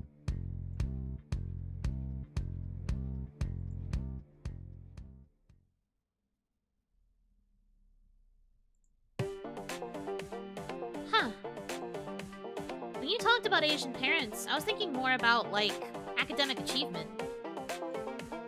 Oh, you're not there either. Like many immigrant parents, they want their son to be more successful than they are.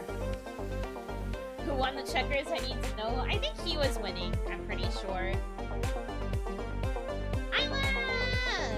Hello! Thank you so much for the raid! Welcome in, raiders! For those of you who might not know me, I am Yuno Hanaki. I am from production kawaii's Hanamizuki. Wait, why are you not modded? You were modded like a second ago. Hold on. I have to tab out real quick. Why are you not modded? Come here.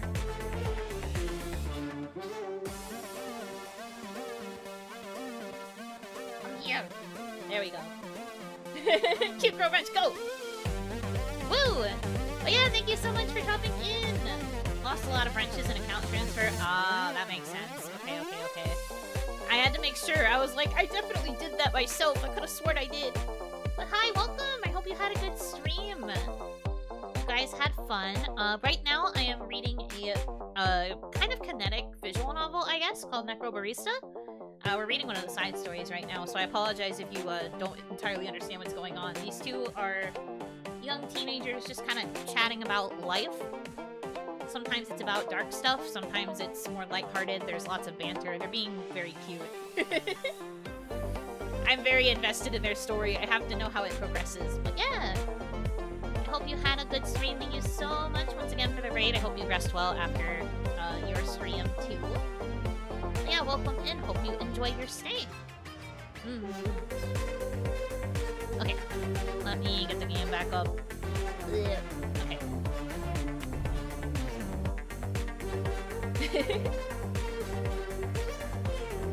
Gosh, this music really is so good. I love this theme in particular, it's just so groovy. OST goes hard. Okay. But my mother was an MD, and my father was an OD, and I'm still not quite sure what's supposed to be another level above that. Ooh. Sorry about your dad. No. Doctor of optometry. It was a big disappointment to my mother's parents, who were hoping their daughter would go for an ophthalmologist instead. Wow, that's embarrassing. I know it sounds like I'm joking, but my family is the strictest of the strict. Like, graduate second in your class, then have your mother tell you at graduation that you could have been first if you'd hit the books a bit harder level strict. Dang, walking, talking stereotypes. How dare they? My mom never dropped that shit on me. On our drives to her chemotherapy.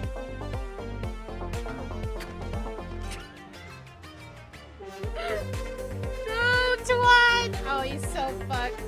He was doing so good and then he... Wait. Don't. I wish I could replay that. That was so funny. Oh, buddy. It's over.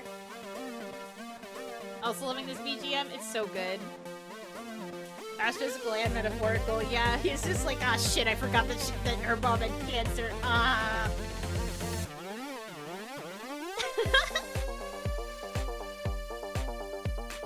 Ugh. I can't beat that. Why does that remind me of the Bonk and Wreck? The Bonk and Wreck was funnier. It had the way more cartoony bloop. What's worse, the physical or the emotional damage? Emotional damage, I would say. That is a major safety hazard. True. I guess it's just our realization that he's taller than he looks.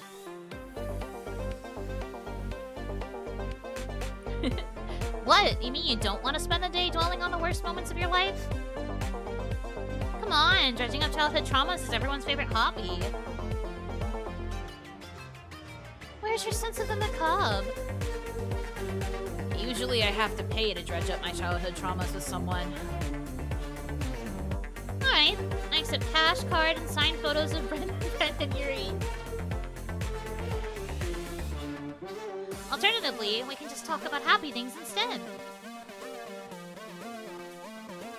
How do you like cats? All cats are bastards. Agreed. So much for happy thoughts. they are happy thoughts. Cats may hate me, and I may hate them, but I like looking at them.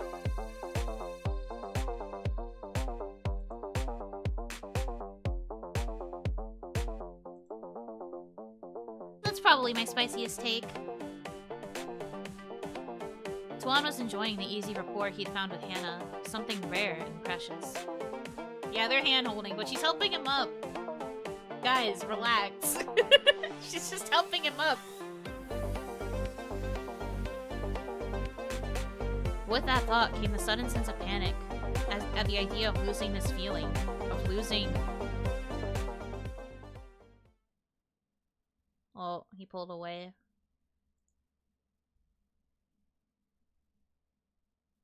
Oh, he's scared of losing her already, huh? He's getting too attached. Oh, the framing of this is so good, though. Narrative storytelling through camera angles. I'm fine. Are you okay? Yeah, I'm fine.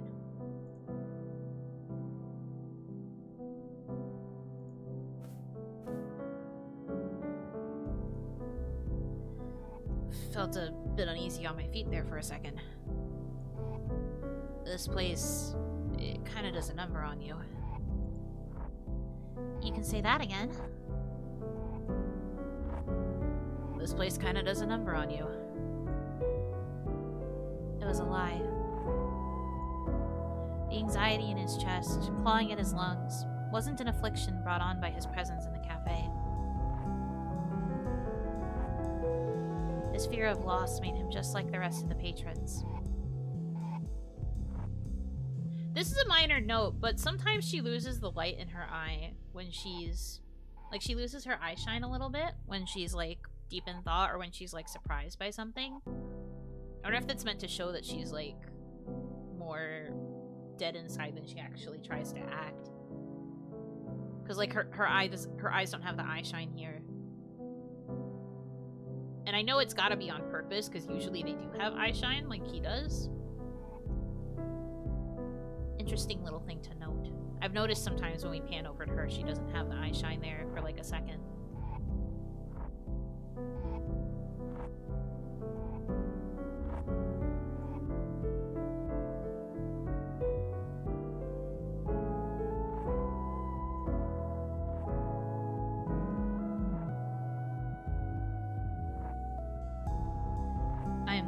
Sorry I've wasted so much of your time. What? You don't have to apologize for that. If you're spending my time, then I guess I'm spending yours too. And for a moment, the two said nothing, simply enjoying each other's company.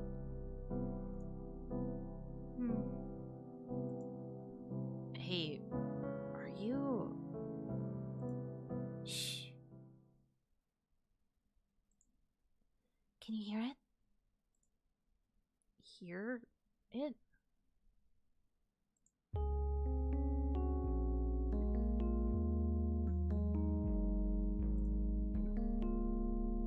Cool.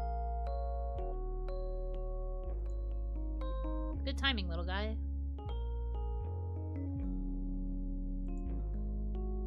Is this your ring? That's the one?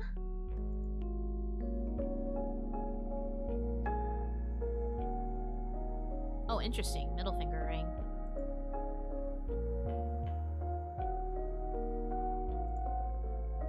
Great. Guess we're done here then.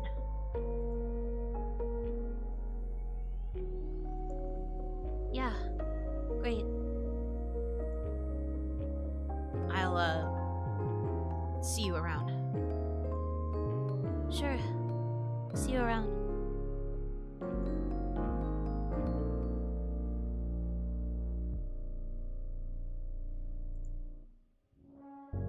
Tuan watched her go, regretting how quickly he'd dismissed her.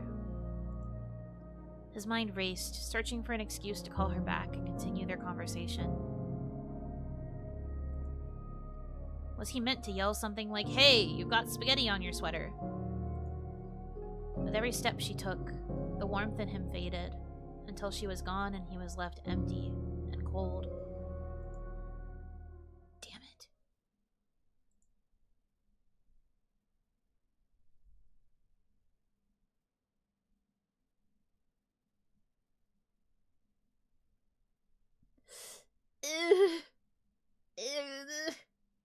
No.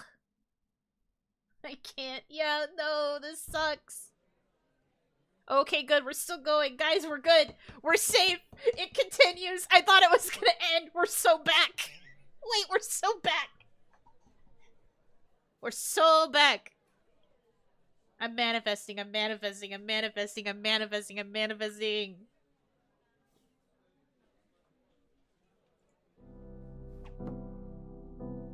Tuan loved darts. People were hard to understand, but a dartboard was simple.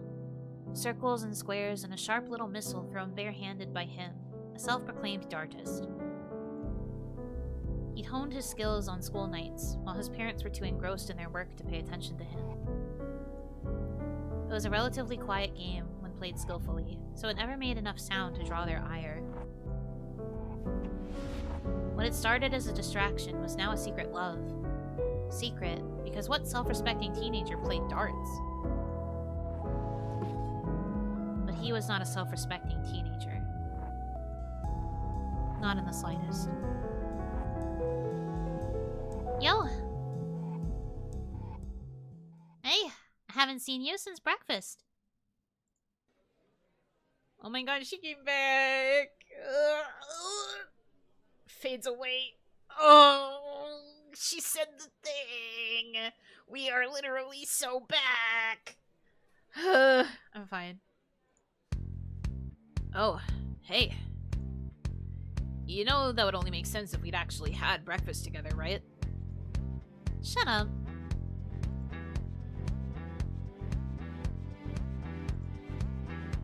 You some kind of chain-smoking darts hustler? I wish. So you're not gonna teach me how to play?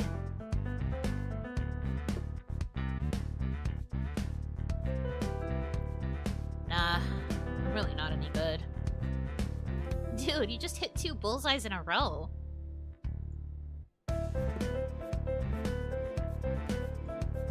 Yeah, that's the problem. Each segment of the board is worth a different number of points. You start with a fixed number of points, usually 501 or 301, and then you throw darts and deduct the amounts from your number. The trick is... Wow! All my interest is gone instantly. How'd you get so good at that?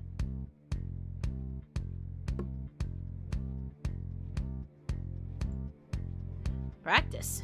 That's the full extent of my darts knowledge anyway, so you're not missing out on anything. And besides, there are far more interesting things around here than this dartboard. More interesting than a dartboard? This day just gets better and better. Then follow me. Where are we off to? What is it they say? Show, don't tell? They threw the bullseye at me specifically. Ow, my face. She's so sassy. They're so funny. I love their banter so much.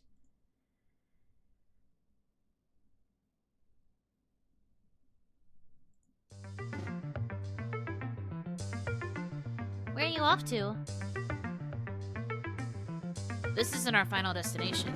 I have something cooler to show you. If you're talking about what's at the end of that catwalk, I've been there before.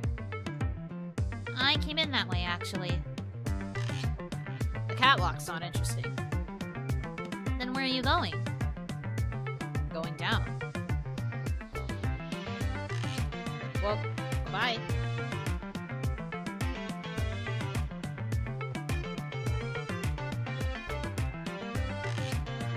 Oh, okay, we're good. He's fine. You think you're funny? Often. But you know when you just want to eject yourself from a conversation? When you find yourself in a social situation that you can't wait to get out of? Wow, rude. No. I never get the chance to make those big grand exits that I'm always dreaming about. sometimes you just gotta seize the moment or whatever. You'd rather make a dramatic exit than keep talking? I allow myself to do it sometimes, as a treat. So now what? Making a grand exit wasn't the only reason I jumped down here. Oh, so that stunt wasn't the main attraction? You wanted something interesting. I was trying to deliver.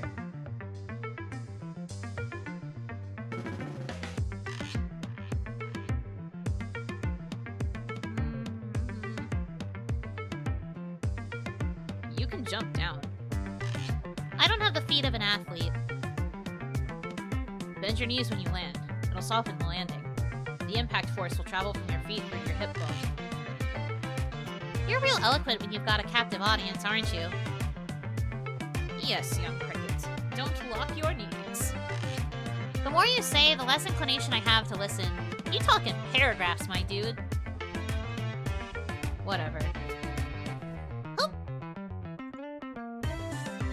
My method works. Oh. The little guy followed them. Oh, what's this little guy doing here? These are the little weight blocks that make up for the lack of employees in the cafe. They're all different. I love it. Do you think it climbed down here on its own? It's not outside the realm of possibility. I wouldn't bother it. Try and stop me. We probably shouldn't mess with it. You're sure? Someone probably left it here for a reason. Now they're gonna come looking for it and find out that someone pooped it. How would you feel if you were pooped by a giant fleshy creature? What? I'm just saying, this is a weird spot to find a robot. It might have been put here to do a specific job.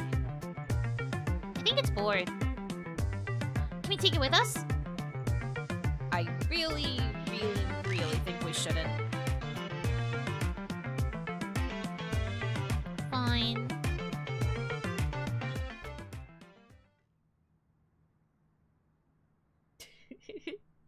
They're so cute.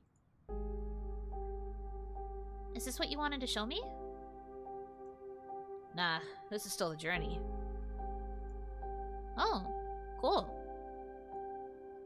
We'll get there soon enough. Is it safe for us to be down here? Doesn't matter. We're young. Indestructible. What? Because we're young, we have to take risks? If the danger exists, I simply close my eyes and pretend not to see it. But for real though, I don't think there's anything down here that hasn't already been stripped for parts. So we probably won't trip into a giant shredder or anything. Or be crushed by giant bouncing logs. If I see one coming, I'll pretend that I don't, so you can enjoy the surprise. You're so thoughtful. Come on.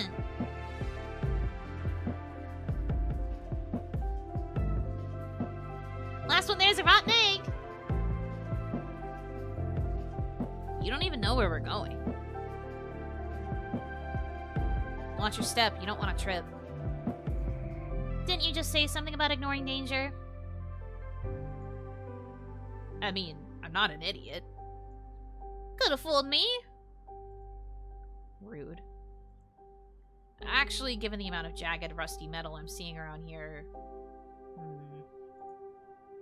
we should probably be at least a little careful.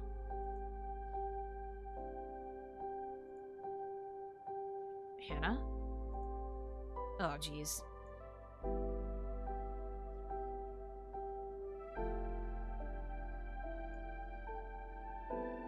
What are you doing up there? Be careful. Looks safe to me. You never know what could be unstable or ready to collapse. Huh, I just look in the mirror for that.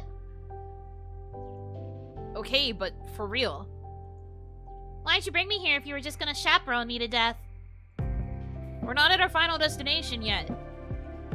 Oh? Then what are we hanging around here for?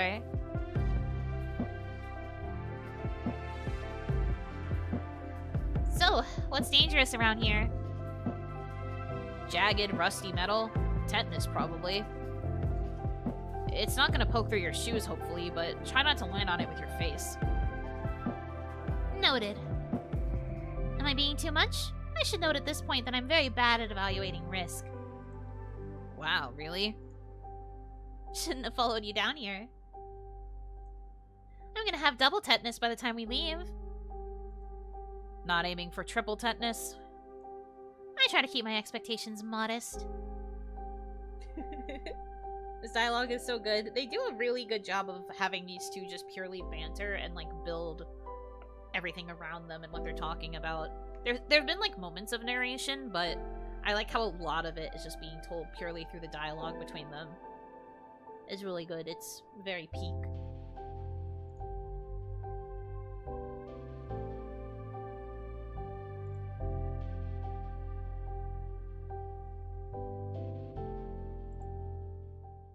Is this it? Yeah, this is it.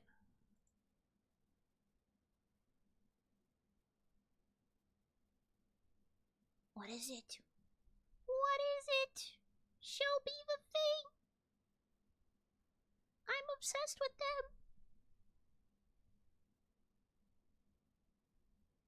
them. Reminds me of the quality of Yuno's writing. Now. You can't fully say that for sure. I haven't written that much on stream. But I mean, I do admit that my dialogue writing is usually the strongest aspect of my writing, but still.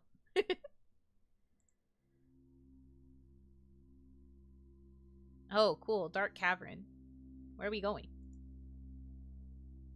Oh, this part's so silent. That also is, like, really adding to the atmosphere. If this is meant to be more interesting, I have bad news for you. This hallway tells its own story. Well, it's too dark to read. There's just nothing happening here. Why hasn't anyone taken the time to make this place nicer? Maybe the interior designer was into rustic industrial. There's no accounting for taste. What a cop-out. There's no accounting for taste. Hey, the human mind is complex. How am I supposed to know? The human mind is complex. Okay, Einstein. Well, actually, Einstein was primarily a physicist, not a neuroscientist. Wow, you must kill at parties. Yeah, chicks dig me. I guess I can see it. He looks behind him like, what? You can't? Real shit? Are they gonna touch? Are they gonna touch? Hand touching? Touch hand? Touch hand? Touch hand? Touch hand? Probably not, but touch hand? Careful. Oh wait, no, that's her, okay. Careful, don't hurt yourself. Do I look like someone who's worried about hurting himself? You're looking more like one of those tour guides who has to walk backwards everywhere. They're not known for being prone to accidents, are they? Hey, you never know. I had this friend who was touring uni campuses. His guide was so distracted by walking and talking that he toppled right into a fountain. And what's more... Oh no. No, he tripped over the little friend.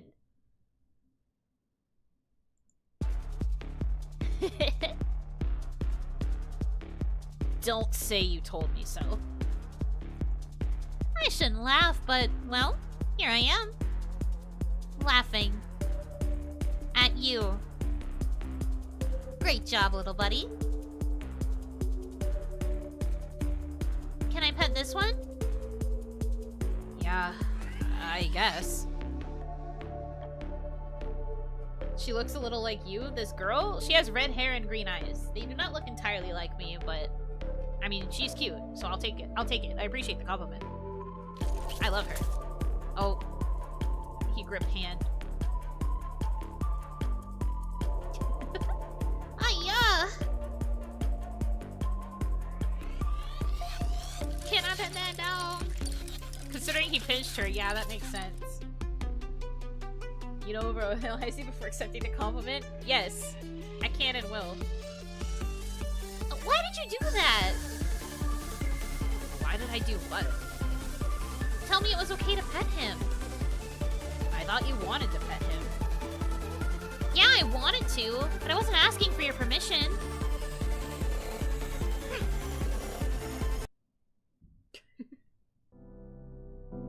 You just seemed really bothered when I said not to touch them.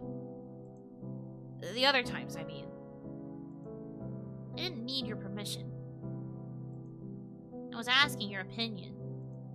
You know, since you seem to be such an expert on this place. Like, hey, any risk associated with what I'm about to do, help me make an informed decision. So imagine my utter shock when I actually listen to you for once and literally get bitten for my troubles. I'm sorry.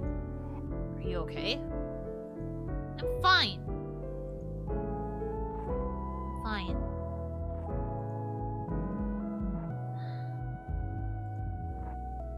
I didn't want to disappoint you by saying it'd be a bad idea. Stop being a coward. Tell me what you think, not what you think I want to hear. I'm sorry. You're forgiven. That little milk bottle shit isn't. Pinching bastard. Hey, that little milk bottle shit tripped me first. Yeah, and it was hilarious. Well, I hope you've at least learned the dangers of backwards walking and talking. I have, but how about you? Definitely not. Ladies and Hannah, we've reached the final stop of this nondescript hallway. You really gonna keep saying nondescript, Mr. Doesn't Own a Thesaurus? Dull, sterile, boring. Boom. There's no better adjective in my nondescript opinion. Ever read any Lovecraft? Half his monsters were so scary that his narrators couldn't describe them. He really took the easy route with that one. Who did? Lovecraft. Wait, that was his real name? Yeah. No wonder he was like that. What else would a guy with that name be known for? Crafting. Love.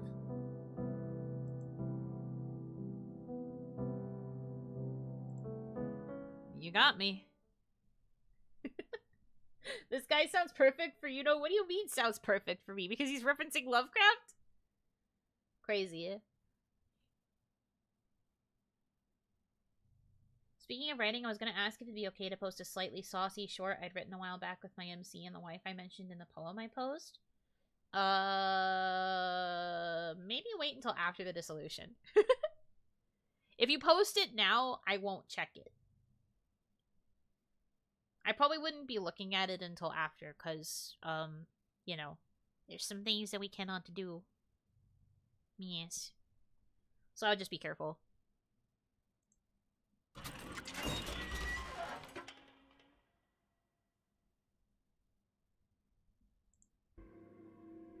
They emerged into a storeroom, shelves stacked with dusty jars full of mysterious, glowing liquids. Hannah wondered briefly if any of their contents were edible. Ma'am, do not eat the mysterious liquid. Oh my god, she has no sense of self-preservation. These children! I'm stressed.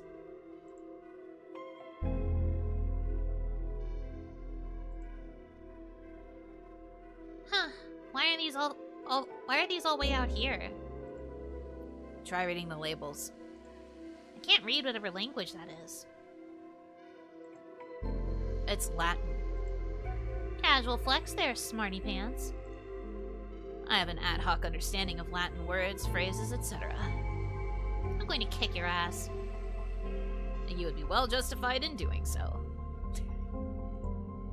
How long were you holding on to that hilarious Latin joke for? Since I read it on the internet. I wanted to understand the lyrics of One Winged Angel, so I was doing a bit of research. Latin nerds love their wordplay. One Winged Angel? He is such a dork! Can you actually read any of these labels? None of them say Sephiroth, so no. All I can tell you is that if you see Memento Mori, you probably shouldn't drink it. Is that the Latin word for poison? Remember your mortality. Oh, I'm very aware of my mortality, thanks. So why the obsession with this particular song? It's from a video game. One you played with your friends? Nah, single player. I'm not good at connecting with my peers. And I thought we were connecting pretty well. You think we're peers? Because it appears you're out of my league. Sorry, I'm dying of cringe. That took me out. Oh, God. Tuan, I'm trying to root for you. Negative Riz. He took me down after that. I need a nap. I'm sorry. It's over. Oh my god. Risn't. Negative Riz. Crazy. Aw, shucks. It's true. 3 cheers for low standards.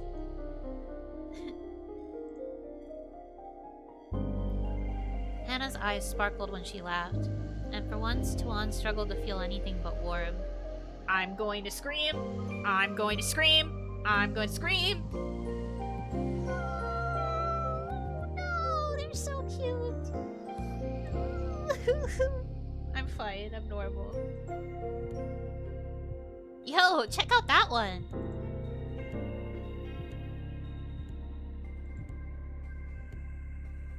I told you already. I can't read it. Yeah, but look at it. Looks like there's something trapped inside. Creepy. Should we do something about it? Why are you asking me?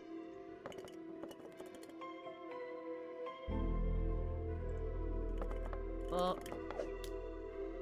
Oh. Whatever's in it wants to get out. I'm not sure it's a good idea to mess with this stuff.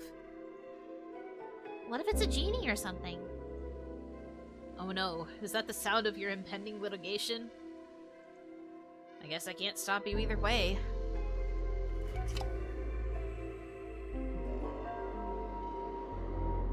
Thank you. Is that a soul?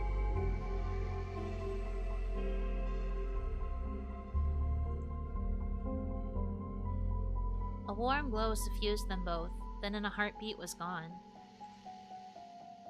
Did you hear that? I think so. Do you think we did something we shouldn't have? We? 2 hands touched that jar and they were both yours. You were at least an accomplice. I get the feeling we unleashed something. I got that impression as well. Was it a mistake? It was gonna shatter on the ground anyway. I don't think we really changed the outcome of the situation.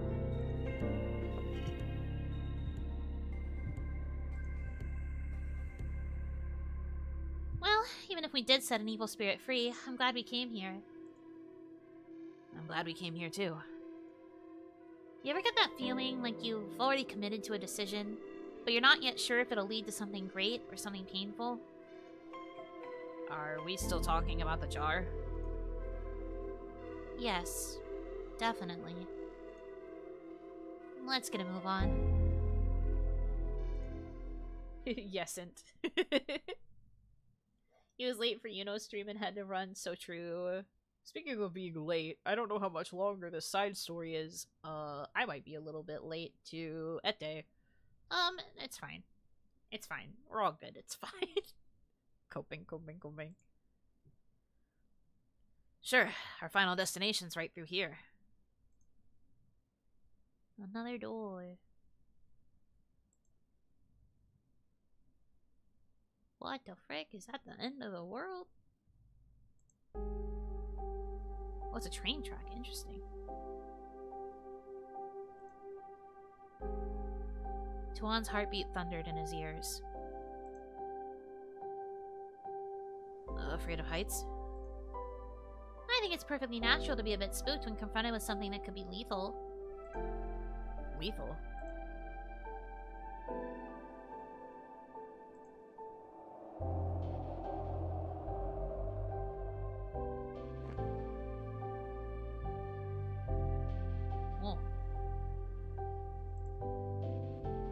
Nothing to be afraid of. Scared me for a sec there, hotshot. Oh yeah? He felt an absence when she withdrew her hand. When I thought to myself, I hope he's falling for me, this isn't exactly what I had in mind. But, like, that doesn't seem pleasant. The fall, I mean. Why jump if you don't have to? The gut-wrenching fear only lasts a few seconds. You get used to it. I can only imagine. What I want to know is why you felt compelled to do it in the first place. I just wanted to feel something. Sometimes horror movies just aren't enough. I get it. Yeah, it's just, you know, like I said earlier, better to feel something than nothing sometimes. Is that downtown? I think so. But I don't really catch the train into town that often. I don't recognize anything specific, but the Yara's there, so the rest of the city must be too. Reckon anyone can see us from down there? Dunno. The city looks so different from up here. Yeah. It feels lived in. Most cities do. That's why they're cities. People live there. But some cities just seem sterile, you know? Housing estates and golf courses and toll roads on a grid. Everyone commuting to their office job in a skyscraper that's the same as all the other ones. This one's pretty to look at. Is it safe to sit there? Look, if I can step off this platform, it would be crazy for me to be shy about letting my legs dangle over the edge. Sitting here like this reminded Tuan of being 7 and swinging his legs daringly over a balcony's edge with his friends. They got yelled at for it because it was dangerous, but the association stuck. It had been a long time since he'd felt so carefree. At a glance, Melvin's sprawl seemed vivid and meticulously detailed, but the more he tried to pick out individual features, the more his vision blurred. From up here, everything ran together like unmixed paint. Everything was just an indistinct part of a larger whole. I thought I'd be able to see my house from here, but I can't.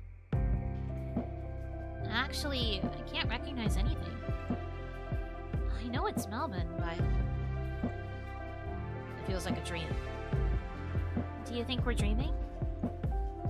I think I might be. You could be a figment of my imagination. I was thinking it was the other way around. I suppose it's all about perspective. Considering how many dreams end with the sensation of falling, this is certainly an appropriate place for it to end. I don't really want it to. Me neither. I'm literally going to cry. Did she just say ha out loud? Something like that. I interpreted it as a short actual laugh, but she might have said ha. We'll never know because it's not voiced.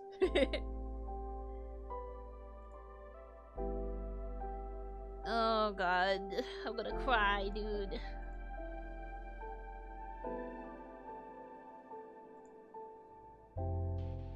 If you just brought me here for us to stare longingly into each other's eyes, you could have just stayed down in the cafe. I'm just enjoying the view. I'm gonna throw up! Very funny. So when are you going to hurry up and make a move? And if I cry, and if I literally explode, what then? What took you so long? Far easier to say something clever than to say something sincere.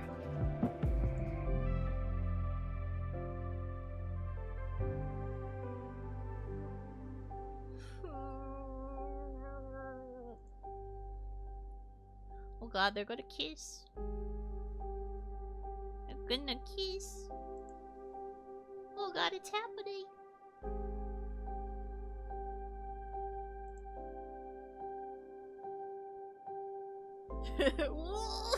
Literally me right now.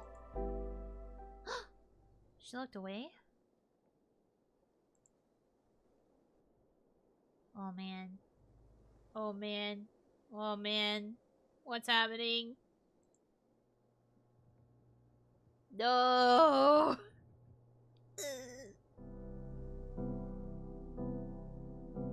Oh, now they're sitting separated.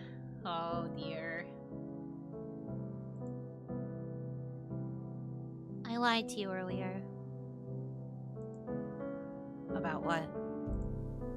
Remember when I told you about my mom's leukemia diagnosis? How I was 13 years old and my dad left us because of it? BRB, gonna flip my table and turn off my PC. Real. Okay, my guess right now is that she was the one who was diagnosed. That's my guess. And this is her last 24 hours, probably. Tomoe! Hello, Tomoe. Hello, Raiders. I hope you guys had a good stream. We are here at the pain station. Welcome to the station. We're literally at a train station right now. This is fun. What's this anime game? It's called Necrobarista. It basically takes place, usually at a cafe that exists in the in-between, between the living world and the dead. So some of the patrons that come to the cafe are people who are experiencing their, like, last 24 hours before their spirits pass on. Interesting. Yeah, it's like a kinetic visual novel. You can kind of, like, move around and interact with stuff within the story. This is a side story within the game. We've been focusing on these two characters for quite a while. And I think we're nearing the climax of their story, so spoilers, I guess. But yeah, really, really good game. I would recommend it. Lots of reading, but that's expected from a visual novel. I really like it. But yeah, thank you so much for the raid. I hope you had a good stream, Tomoe. Thank you, thank you. Welcome in, guys. I have been voice acting to the best of my ability with this too.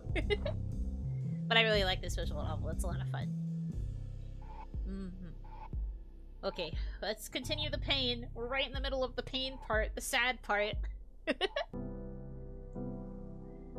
Yeah, I remember. It wasn't the whole truth. She wasn't the one who got the diagnosis. I knew it! Oh, I knew it! Oh, I knew it! Okay, goodbye, everyone. Goodbye, everyone. Goodbye. Goodbye! I'm gonna leave. Goodbye. Stream's over. Wreck! This sucks. Yippee! This makes me so happy. Literally me right now. Ah! Okay. I have to continue this.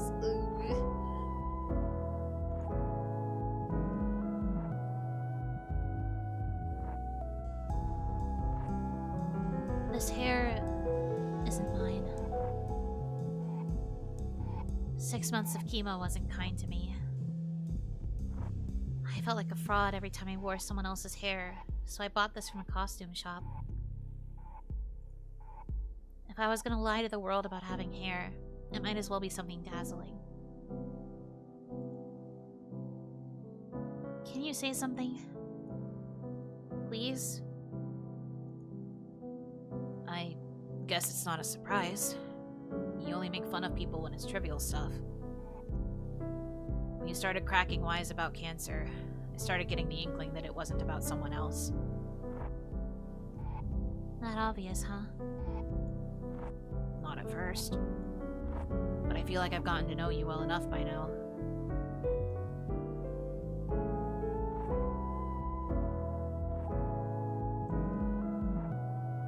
You interrupted something. Yeah.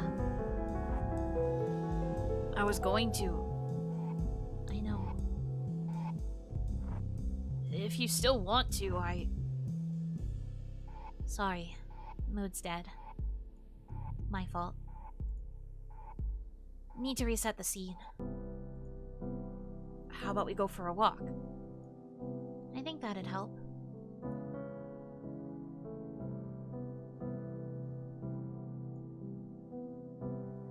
As the last vestiges of the terminal faded into the distance, Tuan realized they were entering a world of their own construction. There There were no rules here. They were well and truly free from everything else.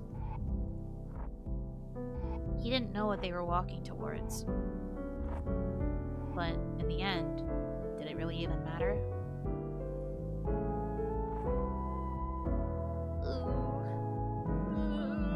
Guys, this sucks. I'm fine. No, I'm not. But I'm fine. But no, I'm not.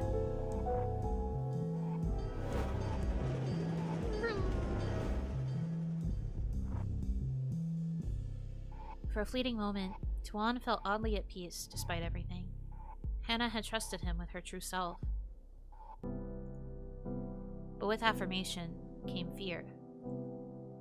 Fear of what came next. Of the moment after that, and the one after that.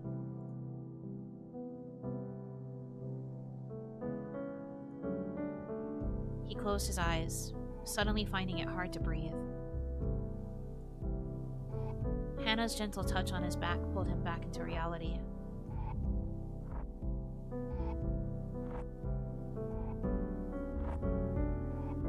Are you okay? I'm fine. It's just an anxiety attack. Don't worry about me. Just? Was it the height from sitting on the edge? No. They never happen when I'm there. Never. It's only when everything's fine. When everything's safe. Because when everything's good, I know it only takes one bad moment to bring the whole house of cards crashing down. Was it what I said before? Not what you said. What I didn't say. What didn't you say?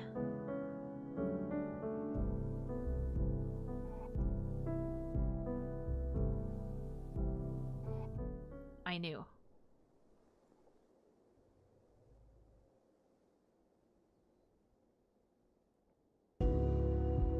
I've known cosplayers. I can recognize a good wig. You knew.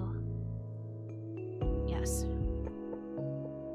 I wouldn't have had the courage to keep talking to you otherwise.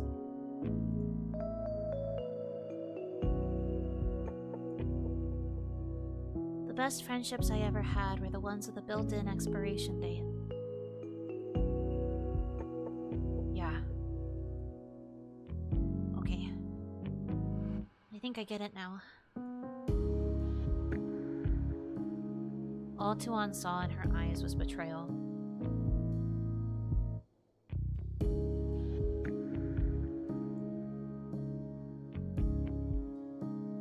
Is that what I am to you? A girl with an expiration date?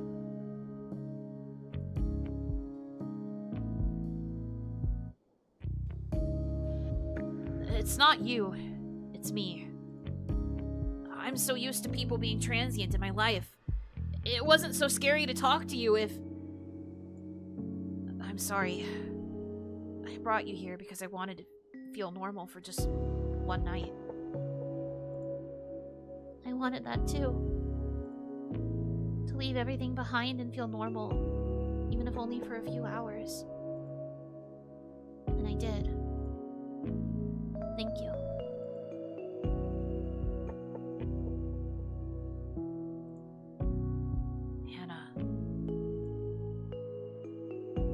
Tuan felt them teetering on the brink of something. What was she feeling? The same dread? The same longing?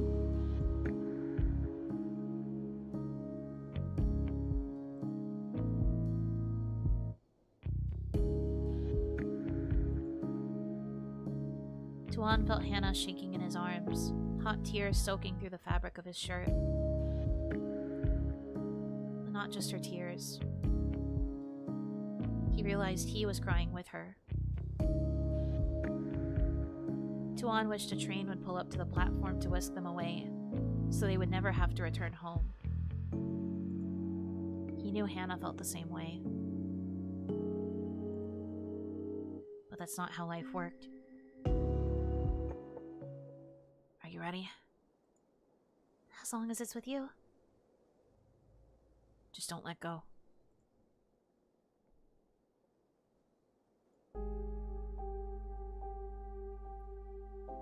Hannah's fingers dug into his skin in the first terrifying seconds. He couldn't blame her. Upside down, falling like a rock towards the center of Melbourne, Tuan saw something new in Hannah's eyes.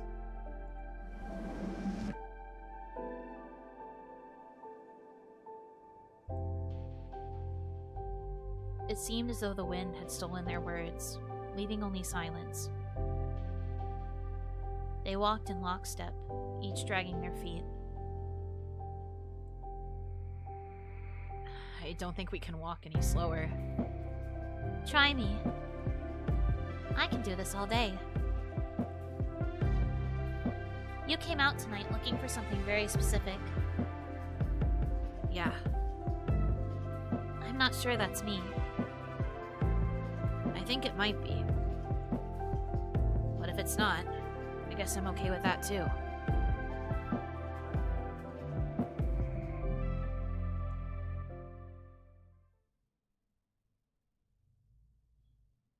I'm perishing like an old banana. Me for real. Oh. At first glance, Tuan had thought the shelves of jars were just thrown together afterthoughts, nothing more than a forgotten mess. But now he realized that each jar seemed perfectly created for its contents, as if they were made for each other. Hannah seemed far away, perhaps also thinking of the jars. Or perhaps of something else entirely.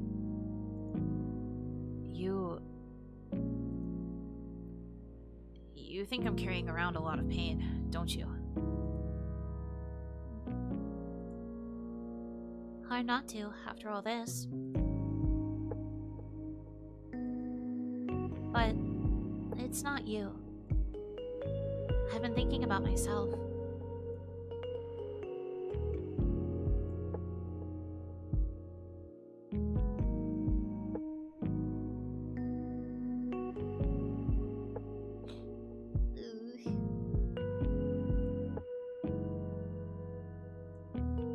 Oh, they're holding hands now.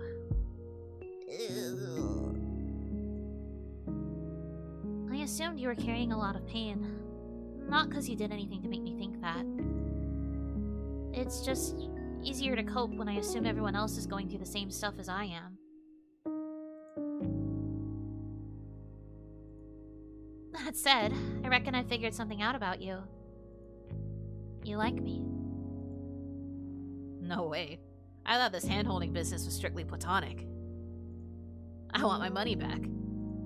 I just gave you a new piece of information, you dingus. What? Did you expect me to do some flowery I like you anyway speech? Because that's not really my thing. You've got baggage. That's part of who I am. You don't get to pick and choose. And that's okay. I like you. I like all of you, Hannah. Every little thing that's ever happened to you has shaped you into the person standing next to me. And I really, really like that person. You're right. I don't get to pick and choose. So when I say I like all of you, I want you to know that I mean it. You're not the first person who's ever told me something like that before. But you're the first person I've believed. The worst way to lie to someone is to tell them what you think they want to hear. Yeah, you get it.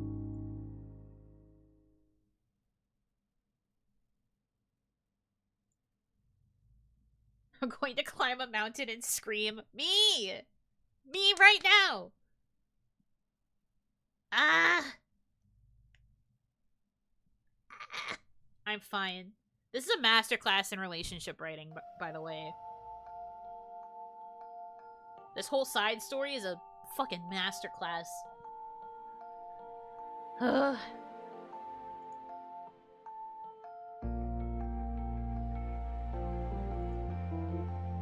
Are you ready to do this?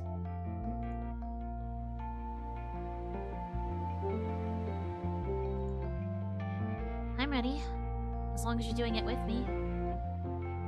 Side story? Yes, this is a side story that's meant to be paired with the main story, but these characters are like side characters. We don't actually see them in the main story much at all. We've seen them in like the lore a little bit.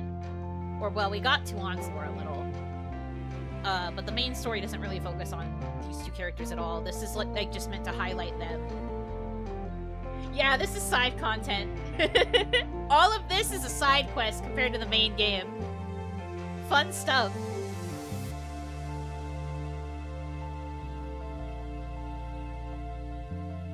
Then don't let go.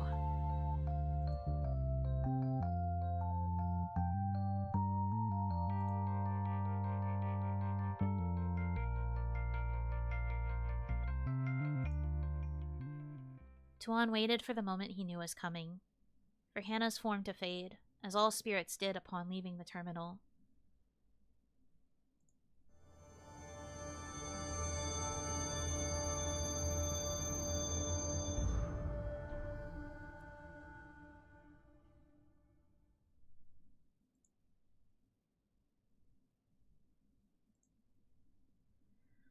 But the moment never came, and there she was, on the other side, her warm fingers intertwined with his.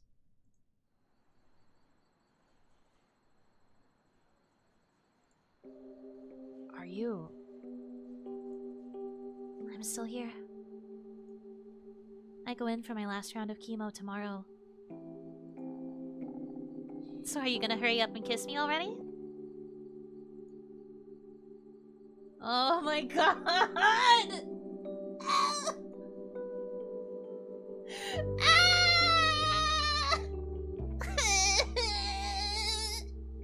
We've never been more back!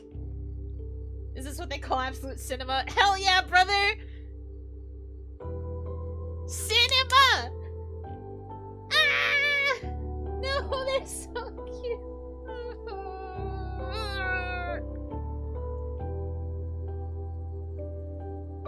It's never been more back. Oh my god.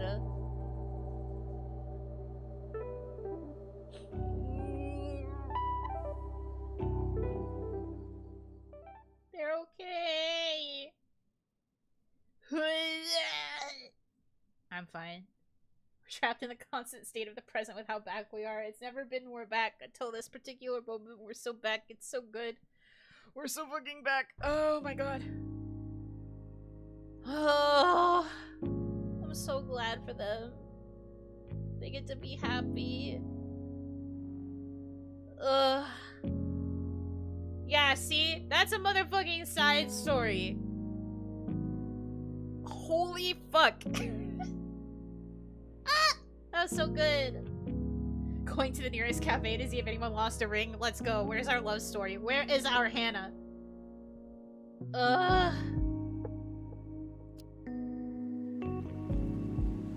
Fuck, dude. Okay, well, we finished, and I guess, like, kind of good time. The game does, like, auto-save, so anytime you come back to the terminal, it counts as a save, so we're okay here. It means I still read the story. So I guess next stream, I will, actually continue to the proper next chapter. I didn't realize how much the lore and also this side story were gonna, like, take up a lot of time. And as you guys know, I have another stream in like an hour and 15 minutes, so I'm gonna be raiding that waiting room. So you guys can come back for Ete if you would like. That's gonna be a lot more like chill, chatty, painting vibes. So if you would like to stick around for that, that would be really great. I was as good a point as any to stop. No progress, but it was good content. What do you mean no progress? That was a really good story. I feel like I experienced like a whole roller coaster. This really was a relationship fucking masterclass. I highly encourage you guys to like rewatch the VOD to enjoy the progression of their relationship, because holy moly. Ugh. This is gonna live with me for a while. I think I need to catch up on the past Necrobarista VODs now. Please do! I really love this game a lot. I fully recommend going back through and listening to the VODs. They're all like a couple hours long, so I don't think it would take too long to catch up for the next time, but this game is really good. It's This is really good. That story made me cry. I'm emo now. But yeah, I have to rush to eat dinner, so I'm gonna be raiding the waiting room for Ete, if that's okay with you guys. Have you lost any rings lately? I unfortunately don't wear jewelry that much, so no rings for this Oni, but I understand what your aim is. But yeah, I gotta eat, and then I will come back for Ete. We'll be chilling. Okay, but for now, thank you guys so much for choosing to spend time with me. I hope that you have a good rest of your time zone. And until I see you again, which is gonna be in like an hour or so, Yinotsu! See you guys later. I have to alt-tab and not mess it up. Okay. We're so bad. Okay, bye-bye!